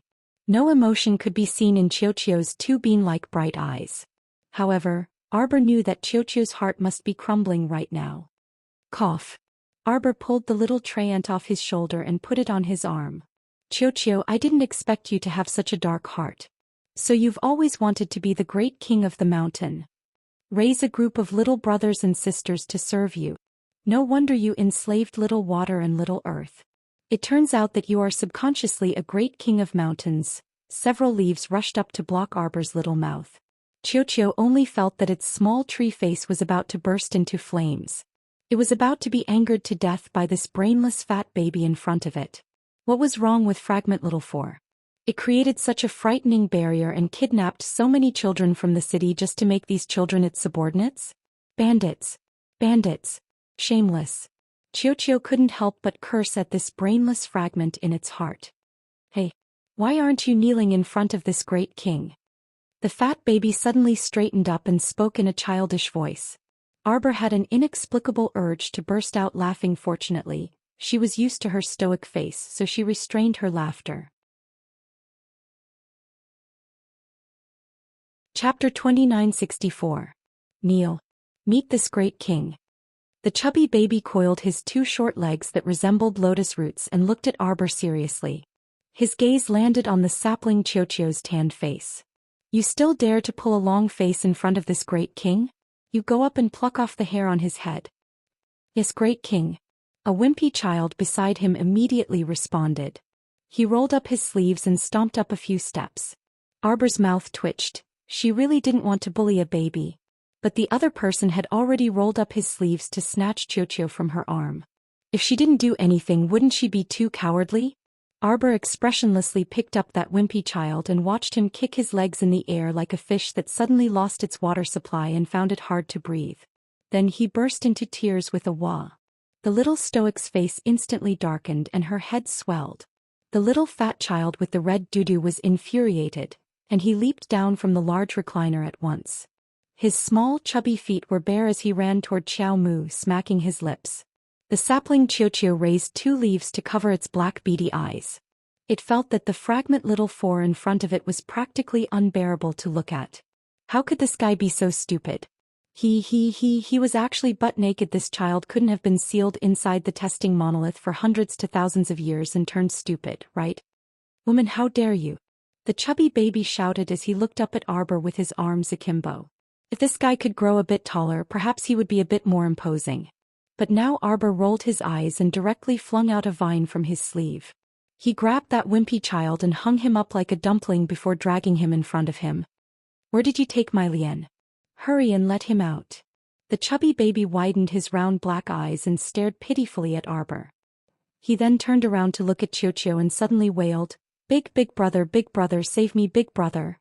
Qiuqiu speechlessly raised its hand to cover its eyes. Arbor reached out and flicked its chubby head. Shut up. I think you've become bold, even daring to kidnap people. Don't you know that other people's families will worry when you kidnap them to play? Arbor slapped its chubby paw twice in exasperation at its failure to meet his expectations. How are you going to clean this up now? Big brother, fragment number 4 said pitifully, can you ask this big sister to stop hitting me? Big. Call her master. Xiao Mu and Qiuqiu roared at it one after another. Fragment number 4 lowered its head like a little quail. Before it could even open its mouth, it was already tearing up. Little mistress, what do you think we should do? Big brother, can you fuse me in later? Get to the point. Qiuqiu roared at it with great vigor. I don't have any ill intentions towards them, fragment number 4 stuttered. Fragment number 4 stuttered. Tears fell from his eyes as he howled miserably. I am madam. I really want to find someone to play with me for a while. I didn't harm them. I even gave them good food and drinks. But you still can't kidnap them, Arbor glared at it in annoyance. Before he could continue lecturing it, he frowned slightly. Chapter 2965. In the next instant, the little monk who was making a fuss was released. Once the little baldy was released, he ran to the little fat boy with the red undergarment and said, Amit Ba. He stretched out his white and tender hands and rubbed fragment little four's head. Benefactor, this little monk understands you very well. Arbor was speechless. Actually, it's because you're too lonely that you did such a foolish thing. The little fat boy with the red undergarment on his butt sobbed and suddenly stopped crying. He raised his head and looked at the little monk who had a compassionate expression and was enveloped in Buddhist light. Little master. The little fat boy cried loudly and threw himself into the little monk's arms. The little monk sighed and said, the world is empty and bitter and everything is impermanent. The past is gone and people must always look to the future. Little benefactor, don't be too sad. Arbor pressed his aching head and carried the little monk over and placed him under the tree. He then carried the little fat boy with the red undergarment over and placed him under the tree as well. I beg of you, don't cry. Arbor pulled Qiuqiu from his arm and placed him on the ground. He stared at fragment number 4 with a serious expression. Little 4, you knew who we were the moment you came out from the testing monument, right? Fragment little 4 shivered and nodded his head timidly. The little brats around them were not going to let it go. They kept calling him Great King, and wanted to rebel and attack Sir Jojo. What a joke, how could they let their great king lower his head and admit defeat in front of a girl? They had to fight. Arbor was speechless as he looked at the little brats who were swarming towards him. He couldn't hit them and couldn't be bothered to scold them. He simply controlled the dosage and sprinkled the sleeping powder on them. Dong dong dong dong dong. The little brats fell in a circle and the world finally quieted down. Arbor heaved a sigh of relief from the bottom of his heart. Fragment little 4 looked at his little brothers nervously, then looked up at the little girl bitterly. Master Silver, what did you do to them? Miss Chow had a good sense of propriety. The dosage of the sleeping powder was very light. At most, it would only make the children sleep for 15 minutes. It would not have any effect on their bodies. Therefore, if she wanted to do something, she had to do it within these 15 minutes. Otherwise, her head would explode again. Little Four, you must listen to me now. Immediately return to Paradise Planet with Chio.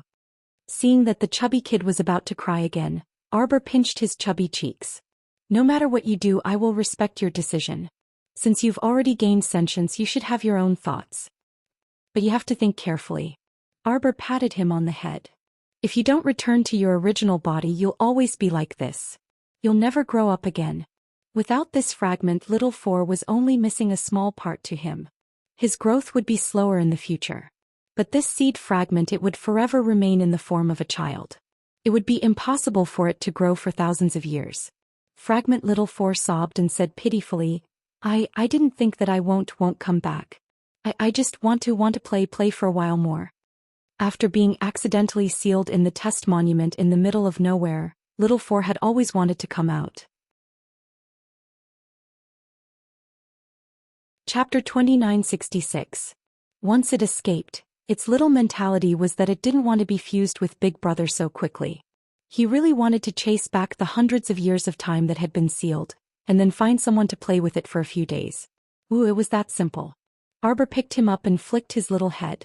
Alright, Chio didn't say that it was going to fuse with you immediately. As for you, you can play for as long as you want, but you can't kidnap people anymore in the future. If you want to play with them, then work hard to become their little friends. Instead of using the methods of bandits to kidnap them. The little chubby child nodded his little head as if he understood. Where's my Lien? The little fellow's face was stiff as he asked without batting an eyelid. The little chubby child weakly pointed at his fingers. He's so bad he almost chopped me to death. If this man hadn't stopped at the last moment, it would probably have been injured and unable to continue maintaining the barrier in front of it. Arbor and the little chubby child looked at each other. So, I threw him out before. Fragment Little Four said immediately. Threw him out of my bounded domain. Out far away. Out far away, at least he wouldn't be able to find him so quickly. What a scary guy. He now understood a little why that man suddenly stopped and didn't try to destroy his barrier. It must be because that man suddenly remembered that he and Big Brother were of the same bloodline. If he hurt him, he would hurt Big Brother, which would then affect his own little master.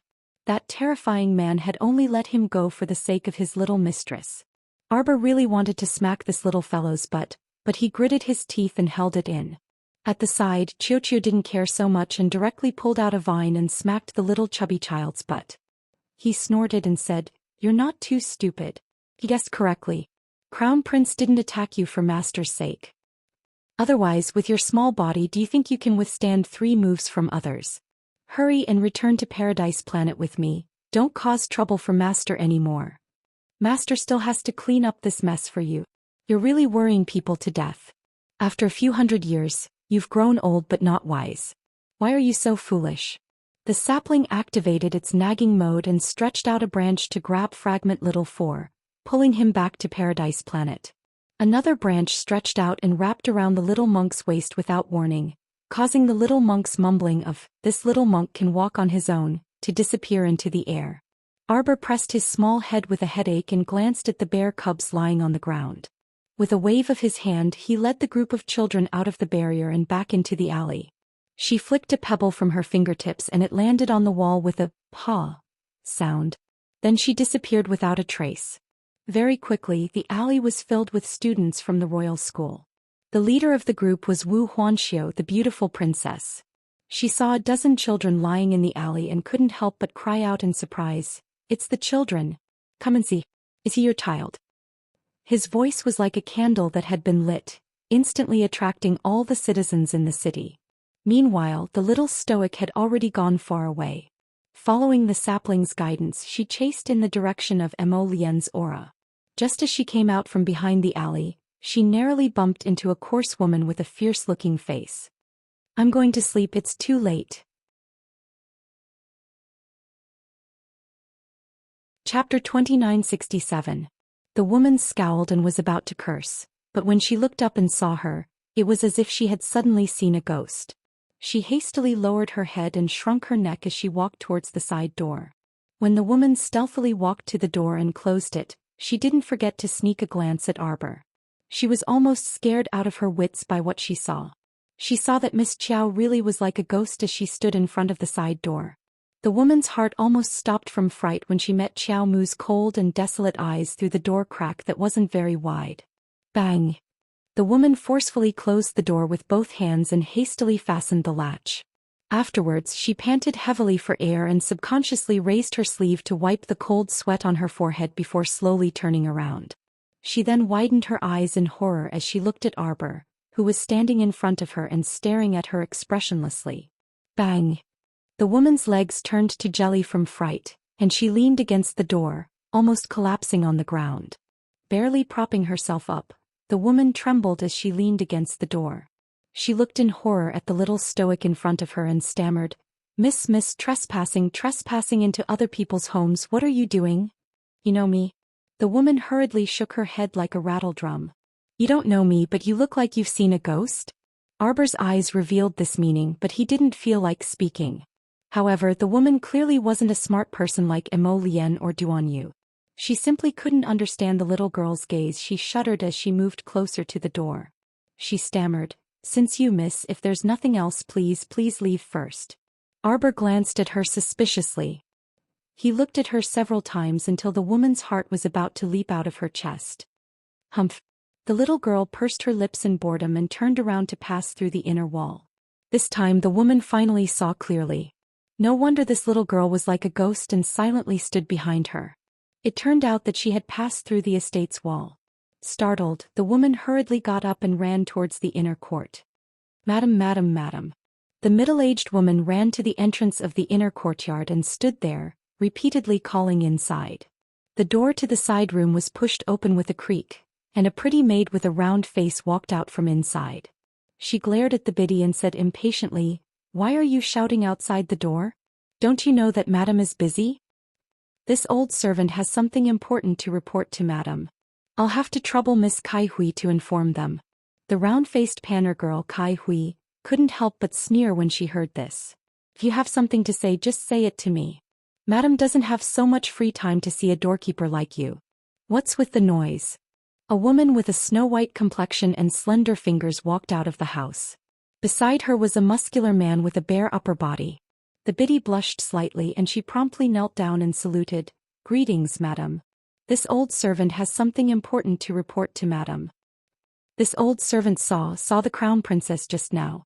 The originally indifferent madam of the State Security Bureau was abruptly startled, and her entire body tensed up reflexively. What did you say? Who did you see?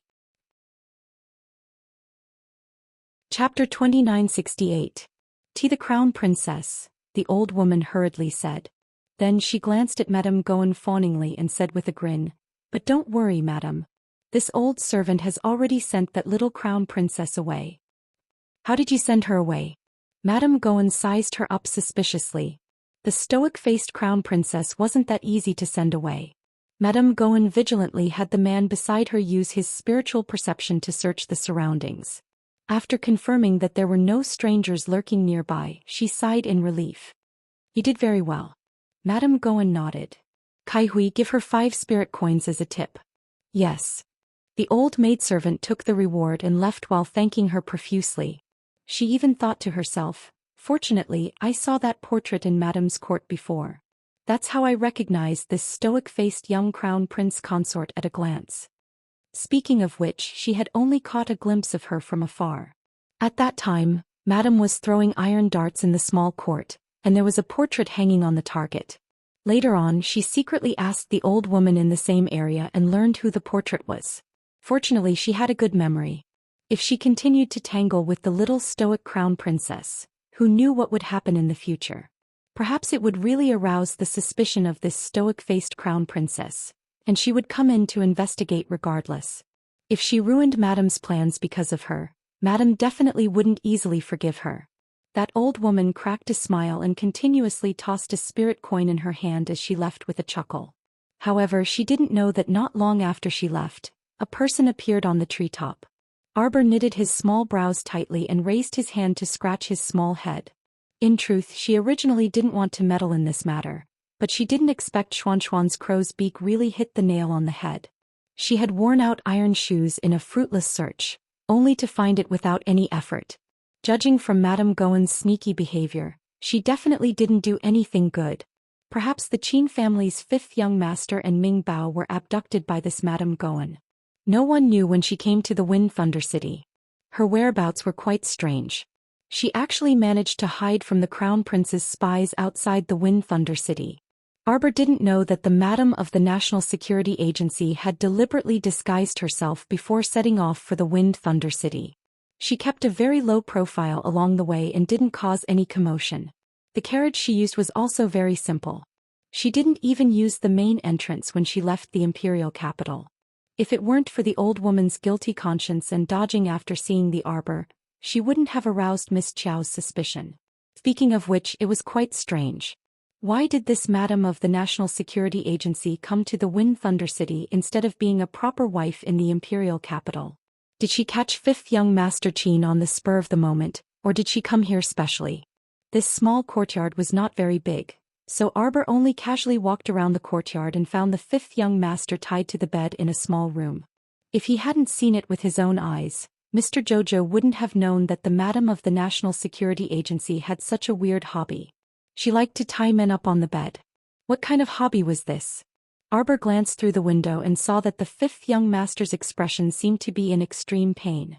It was obvious that he had been drugged. Miss Qiao blinked and associated it with the previous incident where she treated the fifth young master. Could it be that the filthy aphrodisiac powder was also administered by this talented Madam of the National Security Agency? Chapter 2969. Sir Jojo floated in through the window and silently arrived beside the large bed. Looking at Qin Xiu's pained appearance for a long while, he seemed to have thought of something and raised his head slightly. He felt a light bulb flash through his mind. No wonder Madame Guo of the Goan Madame called out young Sir Qin on the spot at the palace banquet last time when she gave her a beautiful dream. As it turned out, she was thinking of this fifth young Sir Qin back then. That wasn't right either. The little girl tilted her head and associated it with Madame Guo of the Goan Madame's disgraceful behavior back then. It seemed like she was doing something with several Qin young Sir Qin, not just fooling around with this fifth young Sir Qin in the fantasy realm. This Madame Guo of the Goan Madame wasn't afraid of dying from a loss of blood. When the little stoic thought of this, she couldn't resist pursing her lips in disdain. Fifth young Sir Qin abruptly opened his eyes, which were brimming with bloodlust and hatred. When his gaze landed on the little stoic, he was instantly dumbfounded. He thought his eyes were playing tricks on him, so he opened his eyes with all his might. When he discovered that expressionless stoic face was still standing at the head of her bed and looking at him, he couldn't resist saying hoarsely, save me, save me. 1,000,000 spirit coins and a stalk of tearless grass." The little stoic didn't have any extra expression on her face, and her tone was indifferent, as if she was making a deal with him. Fifth young Sir Qin was slightly taken aback, and then he nodded with all his might with reddened eyes. Arbor replied with an "oh" before reaching out to pull him up from the bed. The dagger in her palm directly chopped off several ropes binding him. Her movements were extremely rough, without the slightest regard for whether a person without any cultivation could withstand her strength. Qin Xiu couldn't describe his feelings. He actually knew from the start that this stoic face was a heartless and cold-blooded person. Back then, the reason why she saved him was because Physician Chong repeatedly begged her and even offered a large sum of money. Arbor lowered her head to glance at this fifth young sir before swaggering outside while carrying him. "You were poisoned with 8 types of X drugs last time. Was it the Ministry of the Goans' doing?" Fifth young Sir Qin's expression was rather indignant. He was a grown man, yet he was being held in her hands like a little chick. Not to mention that he couldn't get over his embarrassment, he couldn't bear it mentally either. Moreover, her extremely puzzled expression was a little glaring. He didn't believe that Ling Gu wouldn't have told her the truth when she saved him in Langfang previously. How could he have never mentioned the name of the Madam of the National Security Agency? It was obvious that she had forgotten. Or perhaps it should be said that she didn't take the matter of saving him, Fifth Qin, to heart at all. After she was done, she completely forgot about him. Seeing that he pursed his lips and didn't speak, Arbor didn't bother to ask anymore. Anyway, her relationship with the Qin family was just like that. The Qin family's fifth young master was a good-for-nothing. If he had the ability, he might be as bad as his second brother. Arbor felt annoyed as he carried him. When he exited the room, he coincidentally bumped into Madame of the National Security Agency. Madame Gowan was so nervous that her whole body trembled. She subconsciously hid behind the strong man beside him. Subsequently, she felt that her cowardice was truly a bit outrageous. Why are you here? Madame Gowan's voice resounded in the small courtyard. You're trespassing on private property. Arbor. Arbor sneered at her. If you're unconvinced, come fight me. Madame Gowan instantly retreated several steps. Chapter 2970. Fuck. Madame Gowan repeatedly cursed in her heart. However, when she recalled that damnable ugliness at the palace banquet last time, which caused her to not dare to leave the house for more than half a month, she inexplicably felt apprehensive when she saw Arbor now. This lass was truly sinister, so she really didn't dare to confront her directly again. Arbor, I'm warning you. Madame Gowan inwardly shuddered and couldn't resist scolding. You immediately put him down. Let's go our separate ways. Hurry and leave, I'll treat it as if I never saw you. Before Madame Gowan could finish her sentence, she was startled by Arbor, who suddenly flashed forward and hastily retreated several steps. How can you be so shameless? Arbor expressionlessly looked at her and said, Fifth young Serchin doesn't seem to like you, so why do you keep pestering him? Madame Gowan was so angry that her face flushed red and she couldn't resist roaring, What the hell do you know? He's already mine now. Fifth young Sir is just shy by nature and isn't good at expressing himself. Arbor instantly loosened his grip, and Fifth young Sir felt like he was a pile of trash that the little girl threw away. When she peeked at him, it was as if she was looking at a pile of dirt, and she even hastily took out a small white handkerchief from her pocket to wipe her hands. Humiliation and anger instantly flashed past Fifth young Sir's eyes, and he exerted all his strength to move his limp limbs, but he felt powerless all over. You don't listen to her nonsense. Fifth young Sir couldn't help but panic when he saw the little girl's cold expression and how she was about to leave. He reached out to grab a ribbon on her skirt and struggled with all his might. She's talking nonsense. I don't know what the hell you two are doing. The little girl looked impatient and disinclined to care. You guys settle it yourselves. She still had to hurry and find her Lien, so how could she have the leisure to fool around with this bunch of idlers? Why you can't cough. I was caught by her. He caught me. Why you clearly know. Fifth young Master Chin was so infuriated that his entire body was trembling. He was infuriated at this young lady's aloofness and decisiveness, and he was also infuriated that he didn't have any cultivation and was just a piece of trash. He was like a fish on a chopping block waiting to be slaughtered. What? He was so angry that he spat out a mouthful of blood, which formed a dark red puddle on the ground. The little stoic halted her steps and lowered her head to glance at him. When she saw that this person was truly so infuriated that his entire body was trembling, she couldn't help but pace back and forth in irritation. In the end, she still felt apologetic, so she bounced back and picked up the fifth young master again. The little stoic expressionlessly shouted at Madame Gowan, "Scram!" Madame Gowan was furious and couldn't help but curse. "Stoic face, do you really think I'm afraid of you? Men." As soon as Madame Gowan gave the order, 4 or 5 people who looked like secret guards immediately flew behind her. Arbor glanced at her and snorted. "You think you can stop me with just a few small fries? Aren't you too naive? What big words." Madame Gowan sneered coldly. "Take him down. Be careful of her poison." Arbor tossed fifth young Serchin to the side again and summoned that black feral from his conscience. Several small blue flames whizzed in the direction of the secret guards.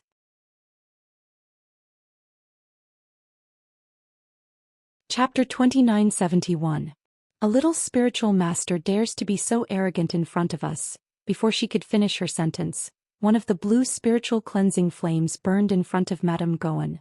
Madame Gowan was enraged and she waved her sleeve, wanting to brush away that leaping blue spiritual cleansing flame. However, that flame suddenly emitted sparks in front of her, and the intensity of the fire instantly soared. Caught off guard, Madame Gowan jumped in fright. Fortunately, that robust man beside her was sharp-sighted and nimble, pulling her into his embrace and using his muscular arm to block that blue spiritual cleansing flame. Arbor focused her gaze and saw that black spirit armor had formed on that man's arm. The blue spiritual cleansing flame couldn't burn through this man's spirit armor, and only wrapped around the outer layer for a few seconds before quietly vanishing. Madame Gowan was unable to restrain her anger. She was a level 12 great spiritual master, but she was always so defeated in front of this little girl.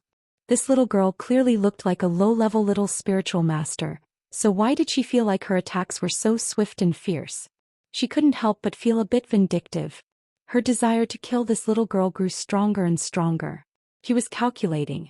If she could kill this brat here without anyone noticing, she would be able to do so. It shouldn't be to the extent of being immediately discovered by the crown prince, right? As long as she acted quickly, ruthlessly, and accurately, she could send people to clean up the traces here afterwards. Madame Gowan's gaze was ruthless and gloomy as she stared at Arbor and said word by word, "Immediately scram from this courtyard and treat it as if nothing happened, and I can still let you off." Fifth young Master Chin, who had been thrown to the ground by the little girl, couldn't stop trembling. He had already prepared for the worst, which was that the little girl would throw him away without a second word. In that case he would have no way to survive. Rather than being humiliated by this hateful old woman, he might as well show his sincerity by dying. Miss Chow responded to Madame Gowan's words by slapping her across the air. This was simply fucking awesome. Fifth young Master Chin, who had fallen to the ground, looked at Miss Chow in a daze. Then he barely supported his limp body and crawled back a few steps. What a joke. When has my Arbor ever retreated without a fight? Sir Jojo's heart also burned with true fury. She couldn't be more clear about Madame Gowan's gaze. This woman actually had killing intent towards her. Since that was the case, why should she be polite and talk nonsense with her? Just kill them. At this time, the anger and resentment in Gowan's heart had reached its peak. That slap just now had really made her lose all her face. With the new and old hatred added together, the anger in Gowan's heart burned fiercely.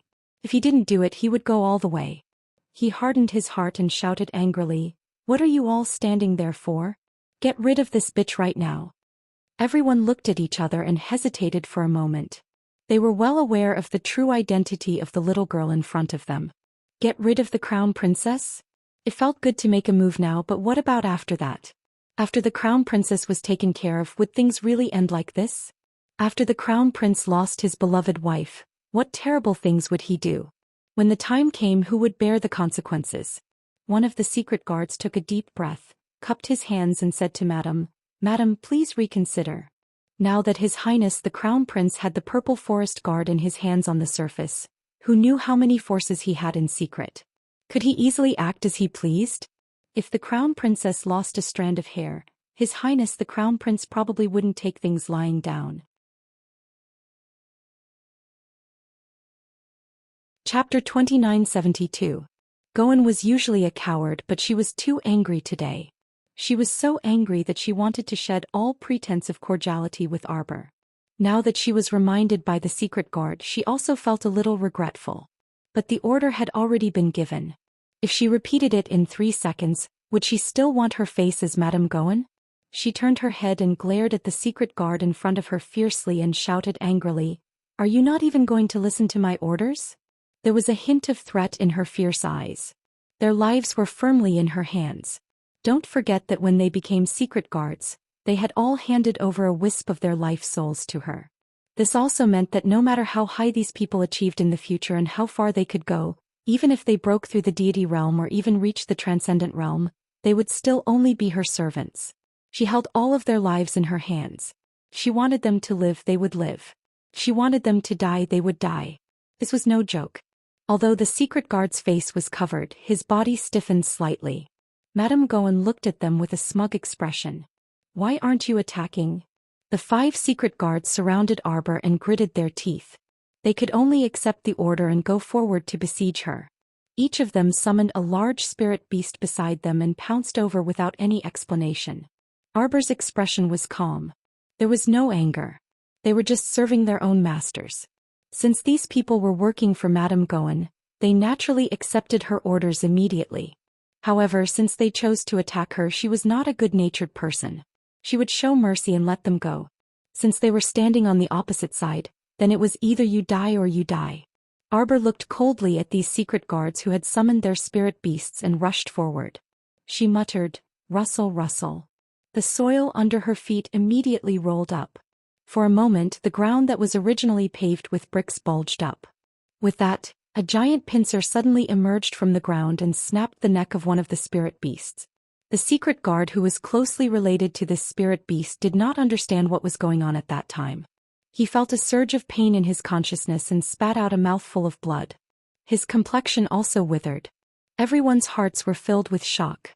What kind of monster was this? It killed a spirit beast as soon as it appeared. What a powerful combat strength. The giant sand scorpion's huge head popped out from under the tumbling rocks. It waved its pincers and swept towards the limbs of a spirit beast next to it. The spirit beast was clearly frightened by its imposing manner. It spread its 4 hooves and cried out in alarm as it hurriedly ran out of the small courtyard. Arbor stared coldly at the people in front of him. He waved his hand and smirked. Everyone only heard rustling sounds coming from all directions, and an inexplicable sense of foreboding arose in their hearts. "What is it?" Madame Gowan couldn't help but cry out, tightly clinging to the arm of the man beside her. "Scorpion, scorpion. There are so many scorpions." One of the hidden guards lost his composure and cried out in panic. Madame Gowan turned around to take a look. Goosebumps instantly appeared on her skin, and her scalp became slightly numb. Countless sand scorpions, each about the size of an adult's fist, crawled out of the small courtyard from all directions. Fifth young Master Chin's scalp also exploded. He was still sitting on the ground right now. What if these scorpions couldn't differentiate between friend and foe? Chapter 2973. As it turned out, Fifth Young Master was truly overthinking things. Seeing those little things swiftly crawling around him, Fifth Young Master Chin's eyes revealed slight astonishment. It turned out that these scorpions could really distinguish between friend and foe. In reality, those scorpions might not be large in size, but each of them was a spirit beast that had awakened intelligence, so they naturally understood the giant sand scorpion's commands. Seeing that the scorpion swarm was about to spread to their feet, Madame Gowan started panicking. She tightly clutched the man's arm and shrieked, "What do we do? What do we do now?" "Madam, the situation is not in our favor. We had better retreat first," that man hastily said. What kind of joke was this? If they were caught in the scorpion swarm, who knew if they would be gnawed until not even a bone would be left? Madame Gowan was already panicking to the max at this time, so she nodded when she heard this. She directly pulled that robust man and turned around, abandoning her armor and leaving. The sand scorpion swarm engulfed several spirit beasts that were relatively slow to escape like a tide.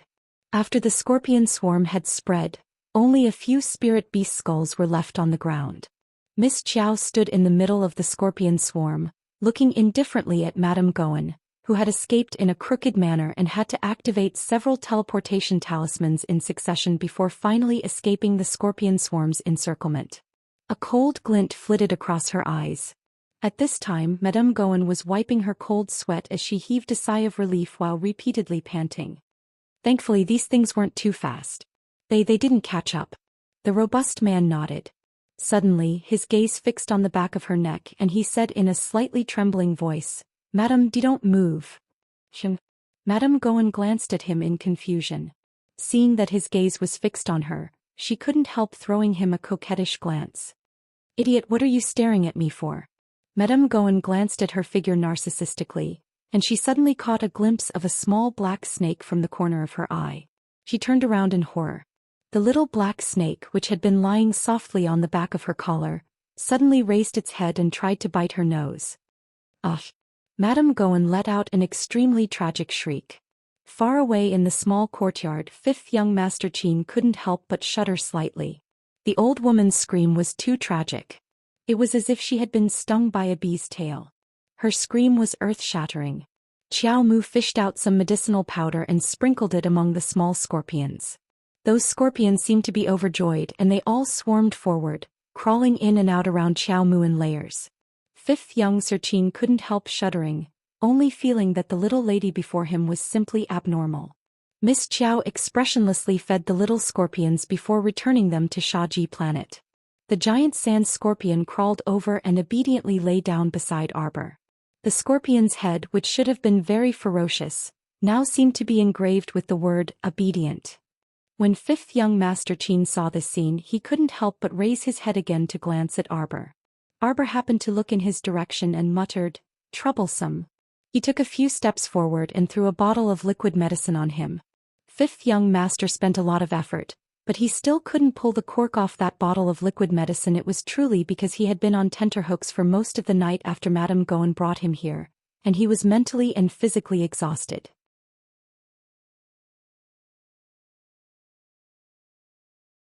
Chapter 2974. On top of that, he had been fed bone-softening powder and drugged with aphrodisiac earlier, so his body was already in a half-crippled state. Now he couldn't even open a tiny medicine bottle. Fifth young Master Qin subconsciously clenched his fist tightly, not even noticing that his fingers had left bloody marks on his palm. Arbor glanced at this person in a bad mood and muttered, "Troublesome," again. The little fellow walked up and bent down to snatch that medicine bottle from his hand. She directly pulled out the cork and squatted next to him. She turned his flushed face around with one hand and very roughly poured the medicinal liquid into his mouth with the other. The Zither Xiu's heart skipped a beat, and he felt that the little lady's ice-cold hand was actually a bit frightening. "Take half a bottle of antidote a day and take it for 2 days. After Miss Qiao expressionlessly said this, she picked fifth young Master Qin up from the ground. "Don't forget the 1,000,000 spirit coins and tearless grass." Fifth young Master Qin was filled with displeasure, and he raised his head with difficulty to glance at her. Why do you dislike me? Because I'm a cripple?" He could tell that the little stoic was completely blunt with him, and it could even be said that she simply couldn't be bothered to pay attention to him. This attitude was completely different from how she spoke to people like Qi Xianxian. Even though her eternally unchanging stoic expression seemed to be frozen in time, he could clearly tell that whether it was her conversational attitude or tone, it was vastly different from Qi Xianxian and the rest. "What does it have to do with me whether you're a cripple or not?" Miss Qiao irritably retorted. She couldn't be bothered to meddle in their Qin estate's affairs. If she hadn't happened to run into them today, she wouldn't have gone to look for them at all. To put it bluntly, the Qin estate's 5th Qin and Ming province's Ming Bao had nothing to do with her at all. Arbor lowered his head to glance at the person in his hand and creased his brows in displeasure. So troublesome, he still had to carry this person back to the academy to exchange for mission points. Fortunately, this trip wasn't completely fruitless. At least he managed to capture the naughty tree seed fragments. Just as Arbor walked out of the courtyard with 5th Qin, he bumped into eldest young Sir Qin, who had come after hearing the news. Eldest young master was stunned at first, but then he smiled like a flower and waved the small fan in his hand. My Jojo, it's a small world indeed. The two of us are really fated." Arbor rolled his eyes at him. He wanted to walk around him, but when he saw the person in his hand, he hurriedly threw him over. "I'll return it to you." Xiao Mu didn't say anything else and turned to leave after throwing him out. "Remember to settle the account by tomorrow." Fifth young Master Qin's complexion was a bit dark, and he only managed to stabilize himself after his eldest brother reached out to support him. When he turned around, he could only see the back of the little fellow's head. What a heartless and callous fellow. Fifth young Sir Qin gnashed his teeth and clenched his fists. All he could see was that bit of spirit coins. "Oh my Jojo, why are you running so fast?" Eldest young Sir Qin blinked, and his figure flashed as he caught up to Arbor's footsteps. Subsequently, he reached out to stop her. A chance encounter is better than an invitation. See, our fate isn't shallow. How about this, let's have a meal together. Who wants to have a meal with you? Arbor looked at eldest young Sir expressionlessly. "I've been fasting recently." "Impossible." Eldest young Sir shook his head vigorously. "You can't do without 3 meals a day. Arbor."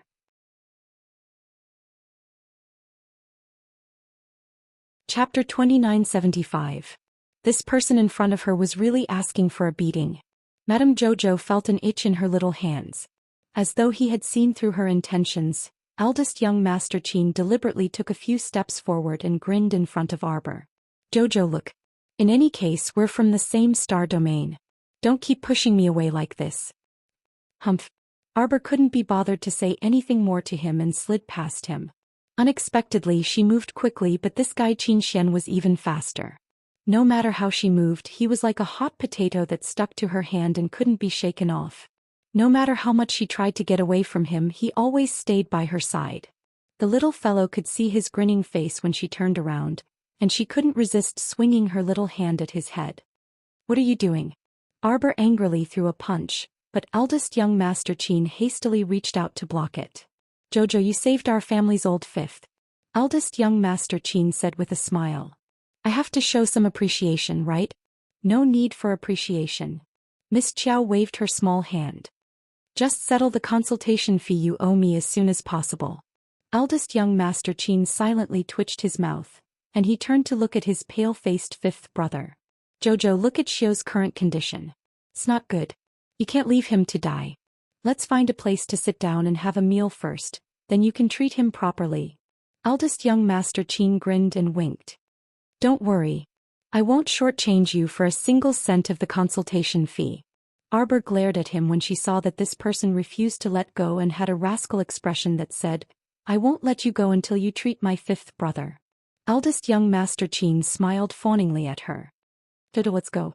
Eldest young Master Qin flashed to fifth young Master's side and nodded at him to support him. Old Fifth's health hadn't improved ever since he was drugged and tortured by that old fogey from the National Security Agency. He had taken plenty of medicine at home to recuperate, but the results weren't good. Now that he had the opportunity to grab little Jojo and show him to Lao Wu, it was naturally a good thing. Eldest young Master Qin was very confident in Arbor's medical skills. The three of them left the alley where the villa was located and circled around to the street. They found a relatively quiet restaurant and walked in. Arbor checked Qin Shio's pulse expressionlessly and then said, "Just take the medicine I gave you on time." "Really?" Eldest young Sir Qin sat on the side, propping up his chin with one hand as he gazed unblinkingly at the little stoic. He said with a grin, "Jojo, my fifth brother was previously assassinated by that old woman from the state security. You know how many kinds of drugs you have in your body?" Fifth young Master Qin's handsome face flushed red, and he turned his head to look at his big brother who didn't watch his mouth. Was he really his biological brother? Sir Jojo's face was cold. He sat upright and still and said expressionlessly, "I don't understand." Eldest young Master Qin. Fifth young Master Qin glanced speechlessly at his elder brother. "Eldest brother. Last time at Langfang she was the one who helped." Eldest young Master Qin turned to look at his younger brother. "Ah, that's right, Physician Chong also mentioned it to me last time. Chow Chow was the one who cured you in Langfang." "Then that's it. Jojo must be very familiar with your illness." "Jojo, how do you think my fifth brother's illness needs treatment to be completely eradicated?"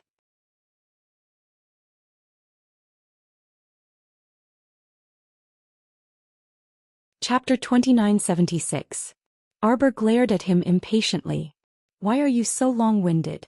I already said that he only needs to finish taking the medicine I gave him, and he'll be completely cured."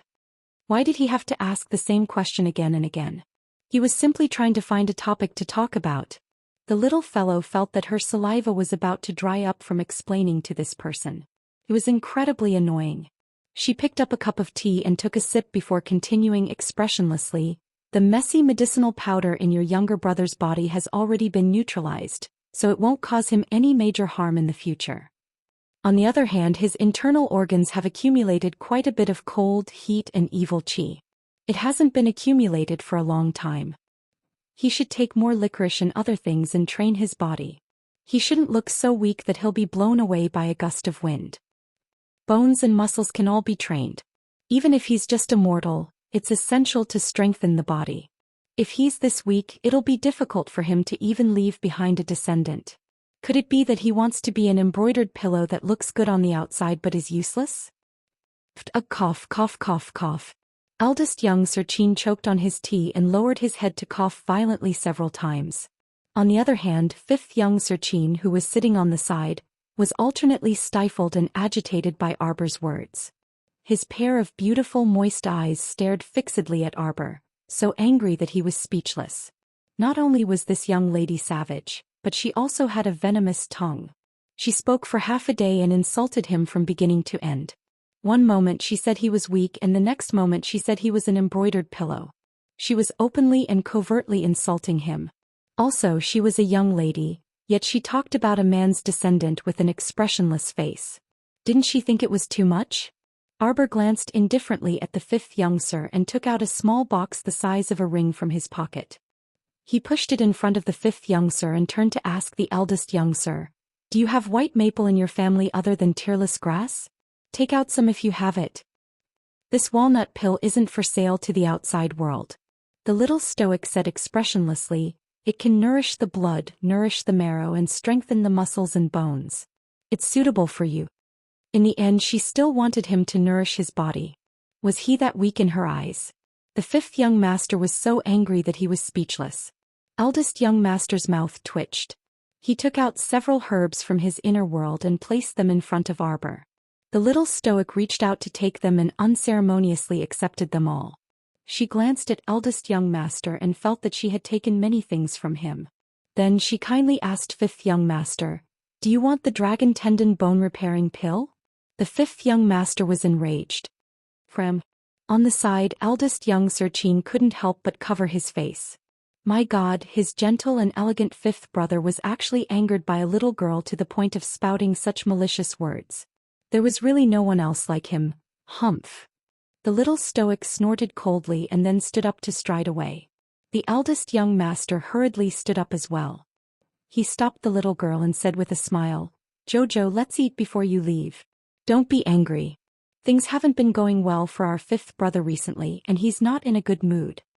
"I'm in an even worse mood." Sir Jojo grumpily turned his small head away, but then his eyes suddenly lit up. He saw Mo Lien's figure appear at the restaurant's entrance extremely quickly and arrive in front of them in less than a second. Sir Jojo happily bounced to his side. "And where did you go just now? You still dare to talk about it?" Mo Lien was enraged at the mention of this.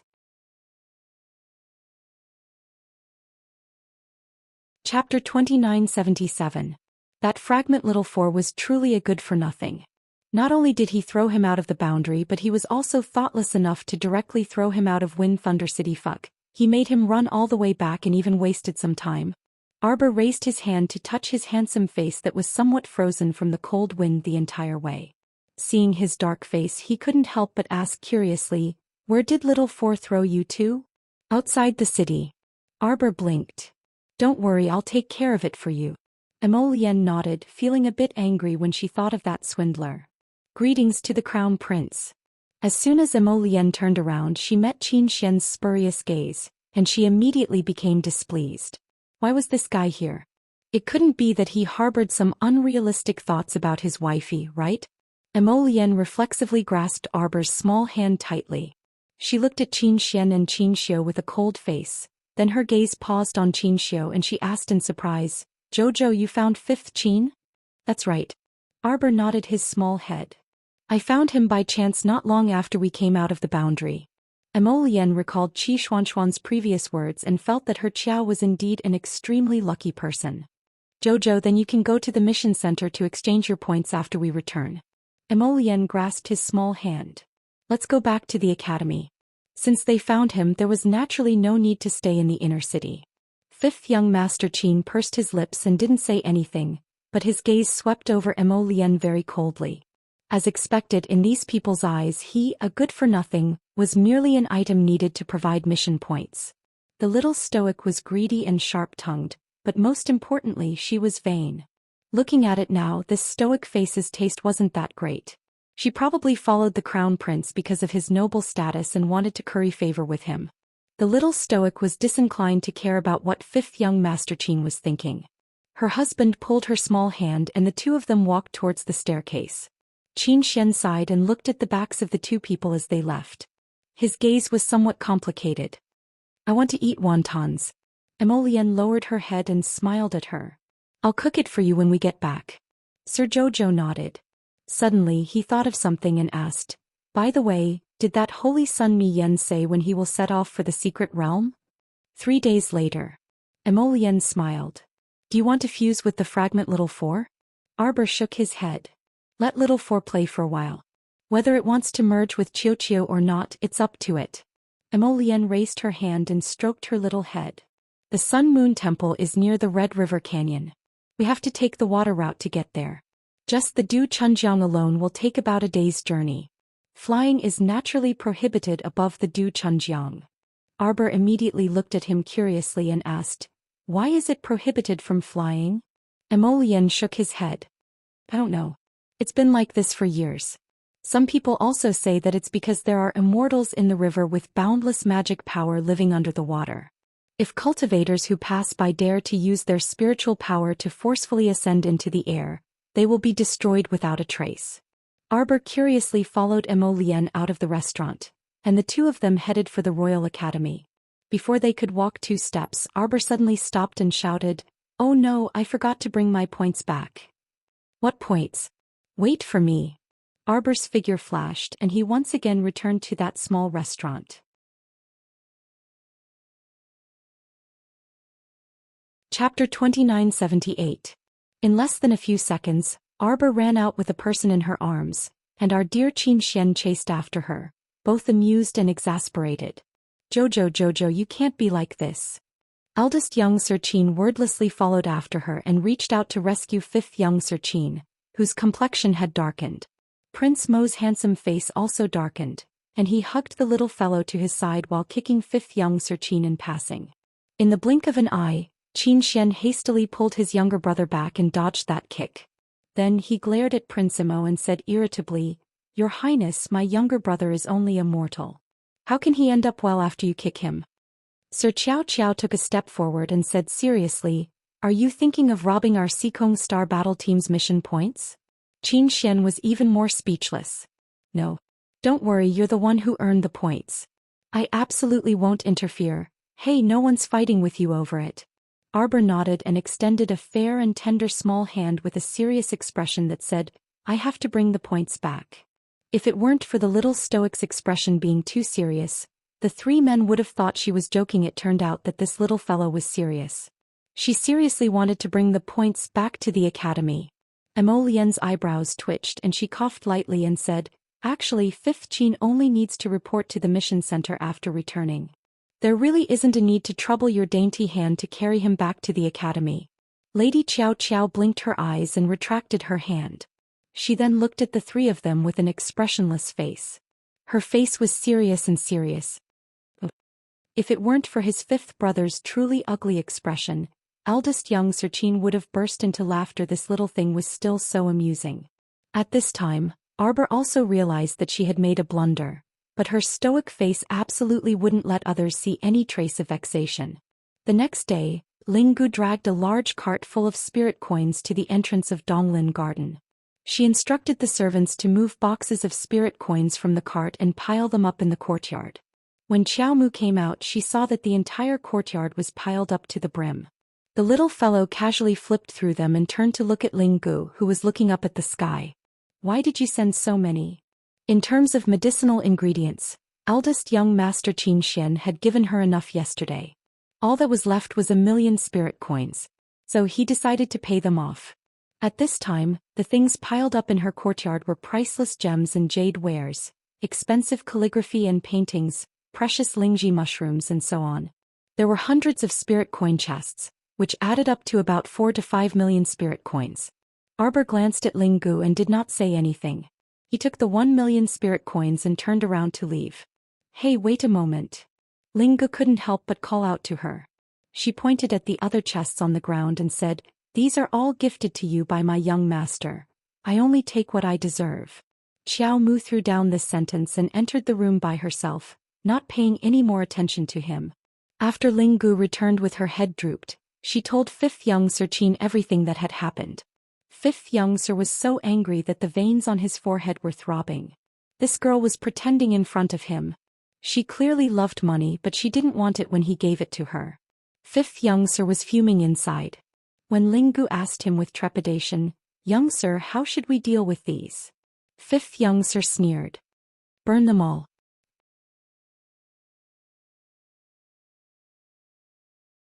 Chapter 2979. Although Linggu had a pained expression, since the young master had spoken, she could only do as he said. There were so many good things such as lingji mushrooms and snow lotuses. The young master actually burned them all in a fit of anger. In the end, it was all that stoic-faced girl's fault. She should have just accepted them properly. Linggu secretly raised her eyes to glance at the 5th young master. Seeing him enter with a cold expression, the door to the side room was tightly shut with a bam.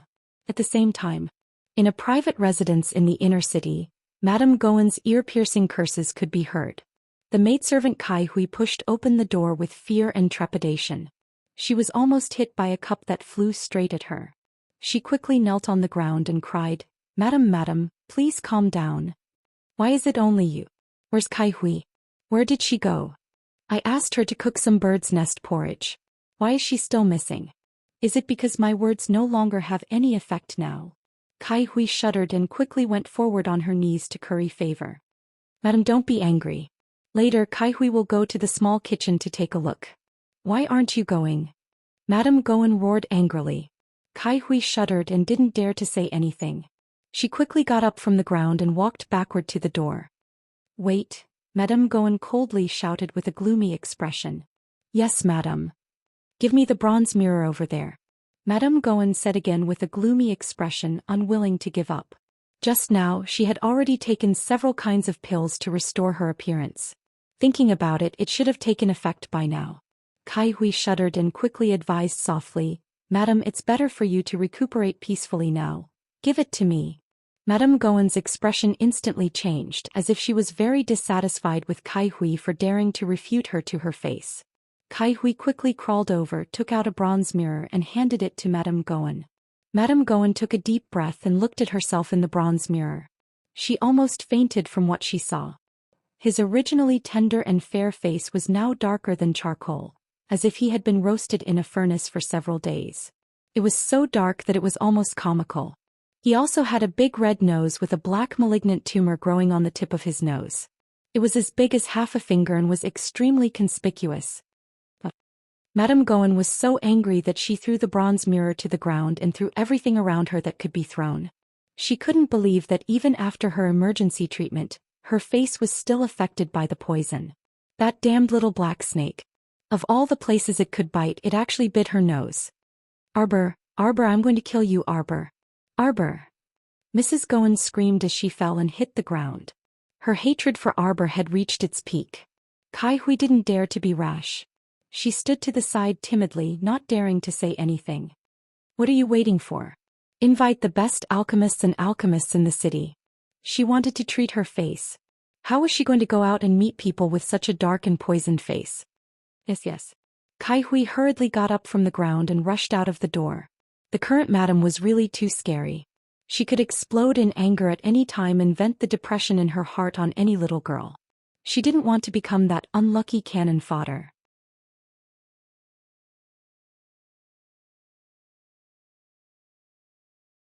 Chapter 2980. 3 days later. Prince Zheng's estate, Princess Consort. A young maidservant with a long face and slender eyebrows quickly walked into the main hall and bowed to Shi Yongyan, who was sitting at the head of the table. How is it? Shi Yongyan used a wet handkerchief to lightly wipe the pastry crumbs from the corner of her mouth as she asked with an indifferent gaze. Prince has invited all the famous doctors in the imperial capital, saying that he wants to diagnose young Master Hua.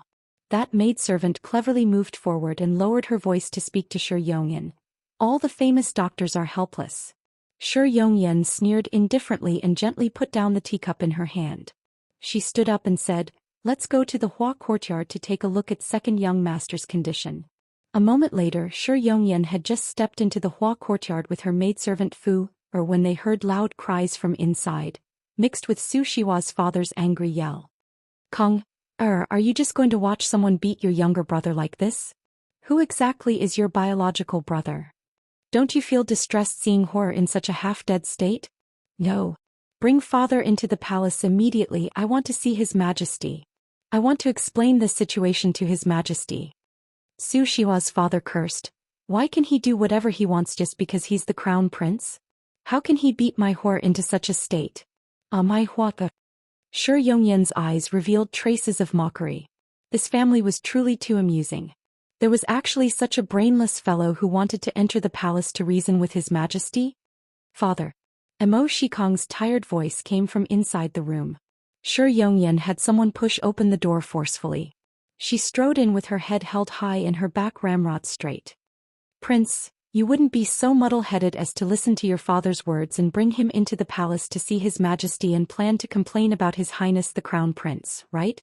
Woman, do you have any manners? Why did you come in so rashly? Su Shitao turned back from the bedside and glared at Shi Yongyan.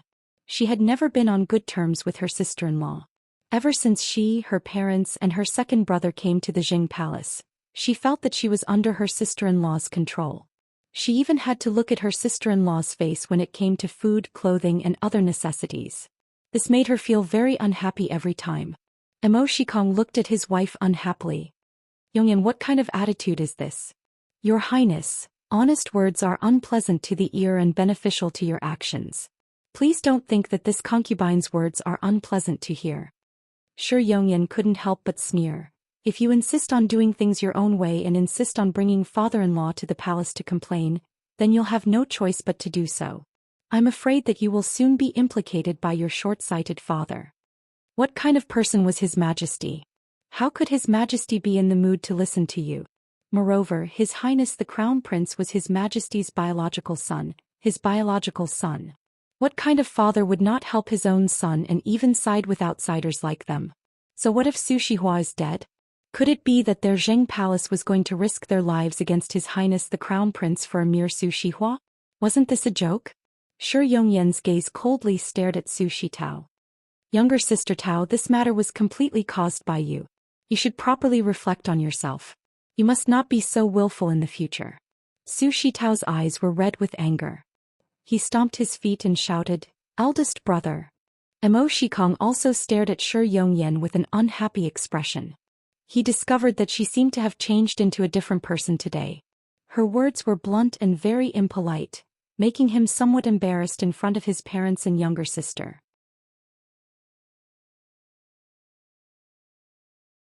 Chapter 2981.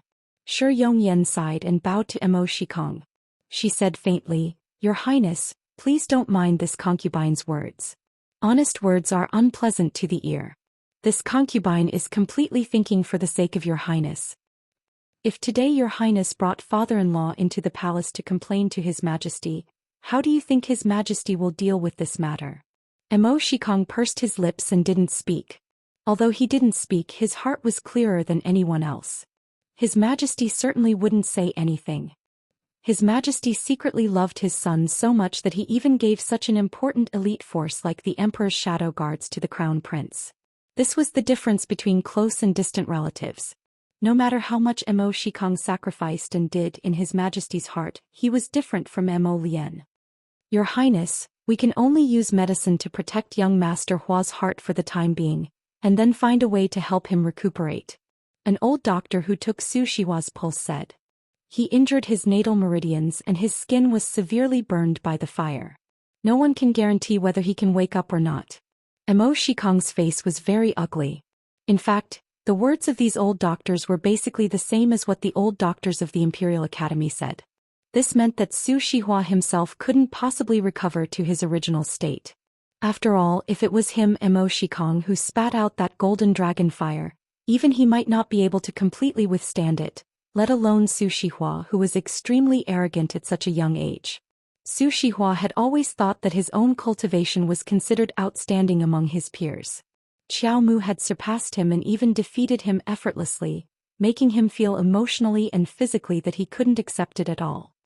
Your Highness, you also heard the doctor's words just now. I hope you will consider it carefully. Shi Yongqian lowered her eyes. After saying this, she walked out of the door with her servant girl Fu He. Su He and his daughter were left angrily staring at Shi Yongqian's back. Eldest brother, look at what sister-in-law said. How can she push all the blame onto me? Su Shitao suppressed his anger and said, this matter was clearly caused by that crown princess. The reason why second brother became like this was also because of her. Enough. Mo Shikong didn't want to listen to Su Shitao's nagging anymore, so he turned to Su He and said, Dad, you heard what Wang Fei said just now. Second brother's current situation is very bad. Forcing him to stay will only add to his pain. Su He wished he could slap his eldest son's face. He glared at Mo Shikong and shouted at him, Are you going to leave me to die? It's not like your brother can't be saved.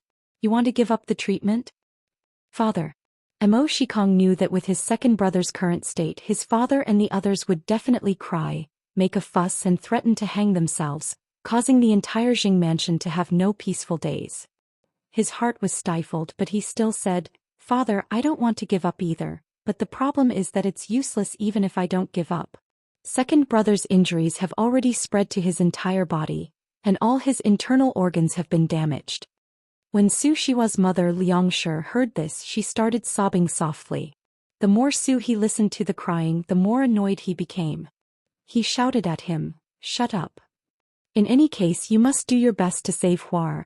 If you can't, then enter the palace and ask His Majesty for the best medicine and the best doctor." Su He said self-righteously. He was beaten by the crown prince. No matter what, His Majesty should do something.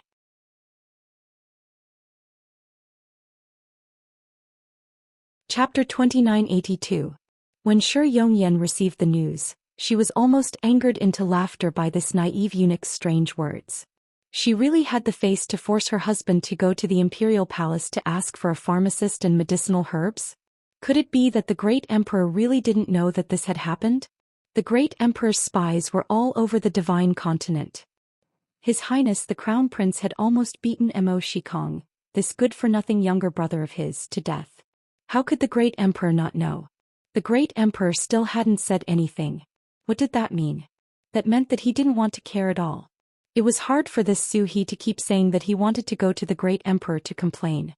What did he want to complain about? He wanted to tell the great emperor, your son beat our Su family's child to death.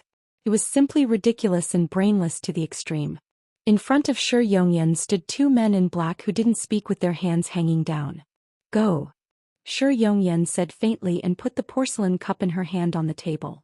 A cold light flashed through her eyes. These two bodyguards trained by the Shi family were naturally very obedient to Shi Yongyan's words. The two people quietly came to Hua courtyard. Looking in from the side room's window, they saw Liang Shi crying and sitting by the bed to take care of her son. Su He and Su Shitao were no longer there.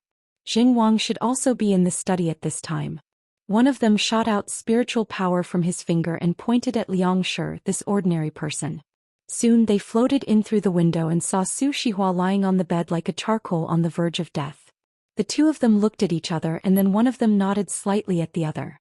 They quickly walked forward and pulled up the brocade quilt that covered Su Shihua's body, and suddenly pressed it against his face. That bodyguard pressed one hand on Su Shihua's face. At first Su Shihua didn't have any movement. Later he slowly began to struggle. He was already burnt to a crisp.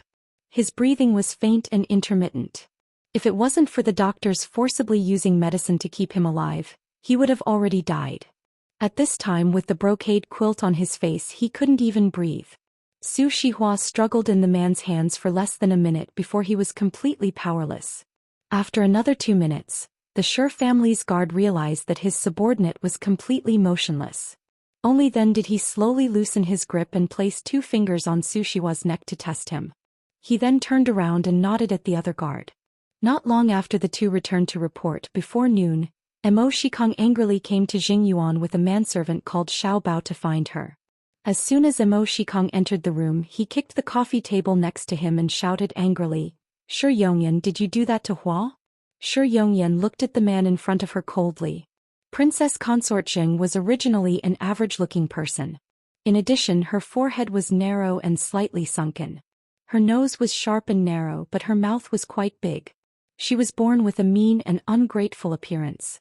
No man would be satisfied with such a wife. If it weren't for the Shi family's wealth and influence, King Jing wouldn't have been willing to marry such a wife.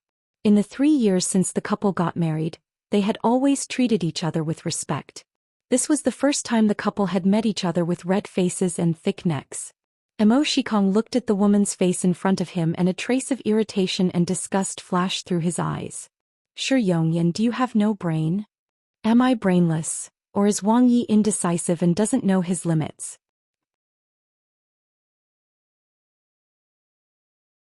You're tuning in to the Dreamy Chapters YouTube channel. We're so grateful for your support, and don't forget to subscribe to join us on this incredible journey through captivating stories.